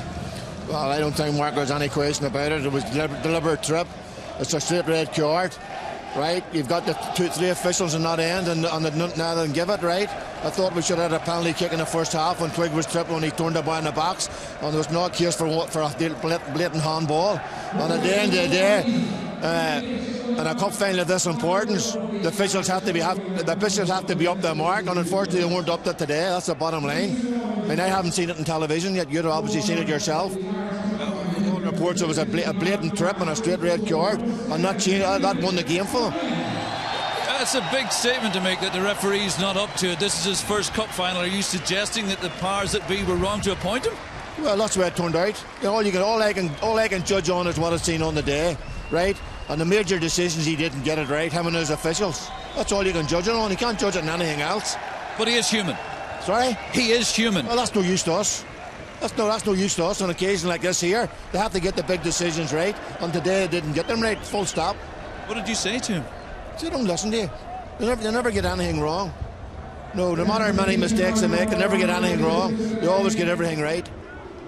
On the day, did you think that you as a team did do enough? And do you think there was I know you haven't seen it yet, but I guess if Michael Galt had stayed on his feet, he was one-on-one and probably would have scored. It's clean through and score, plus the fact that if he had to give the decision, they're down to 10 men. So the game changes, and that was the key moment in the match. Okay, Ronnie, we appreciate you joining us. Thank you. Gary, do you agree with Ronnie McFall? Yeah, I do. You know, I think when you get the cup final, the best teams get the cup final. The best two teams over the period of the whatever 5 matches over that you play get the cup final. So it should be the best referee in the league, referee in the cup final. You know, and I know there's places for sentiment and giving people turns. On the day, it should be the best referee. You know, in my opinion, at this minute in time, he's not the best referee in the Irish League, so we shouldn't be doing the Irish Cup final. David, do you think Portadown should have had a penalty as well, as we take a look at this handball incident? I don't think there's any doubt about it. You know, we often talk about was it deliberate, but in this day and age there's no doubt that the arm went up and prevented the ball from going goalward. Now that's just a simple fact. We can watch it here. Look, you know, his arm stretched out. You know, and to me that's a look again. Look, and it certainly, you know, stops the ball from, and that is clear. And yet again, I've got to say there are 3 officials there, and why on earth they couldn't see that? I've got to concur with Gary. You know, you're looking for the best people to officiate. You know, and I'm looking there today, and I'm bitterly disappointed. I think you've got to, in balance, Glentoran did tremendously well, superb finish by David, and you've got to say on the second half in particular they were the better side, but big decisions change games. And as Gary said earlier on, it was a free kick, it was a sending off, and the game suddenly changes. And I feel so very, very much for Portadown, and particularly for Ronnie McFall. Yeah, loser's medal for Ronnie McFall. I'm sure he won't be particularly happy picking that up. Certainly when you see the highlights reel, it does look like they were pretty hard done by today. But it's Glentoran who are the Irish Cup champions, and it's back to Jackie for the trophy presentation. Yeah, thank you very much indeed, Stephen. Sadly, it did turn on that moment, but Glentoran will not be complaining as they go up. McIlloran first there, Jim Shaw, the IFA president, Marcus Kane, Curtis Allen. What a big day for these young players. Niall Henderson going through there. There's the goal scorer. He'll be there. Young Jordan Stewart getting a winner's medal like his late uncle Phil Scott. First winner's medal for Barry Holland. They're all going through, but the big moment will come very shortly when they get that gigantic cup in their hands.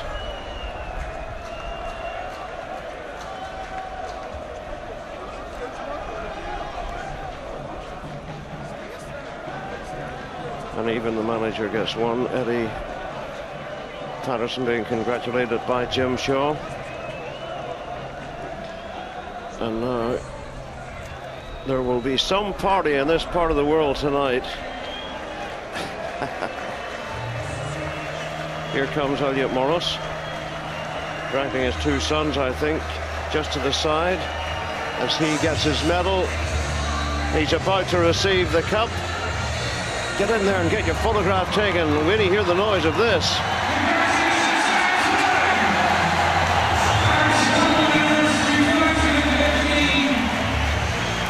Stephen, you have experienced that moment. It's hard to beat. Oh, listen, in football terms, it's the best feeling you can ever have to win what they call the big pots.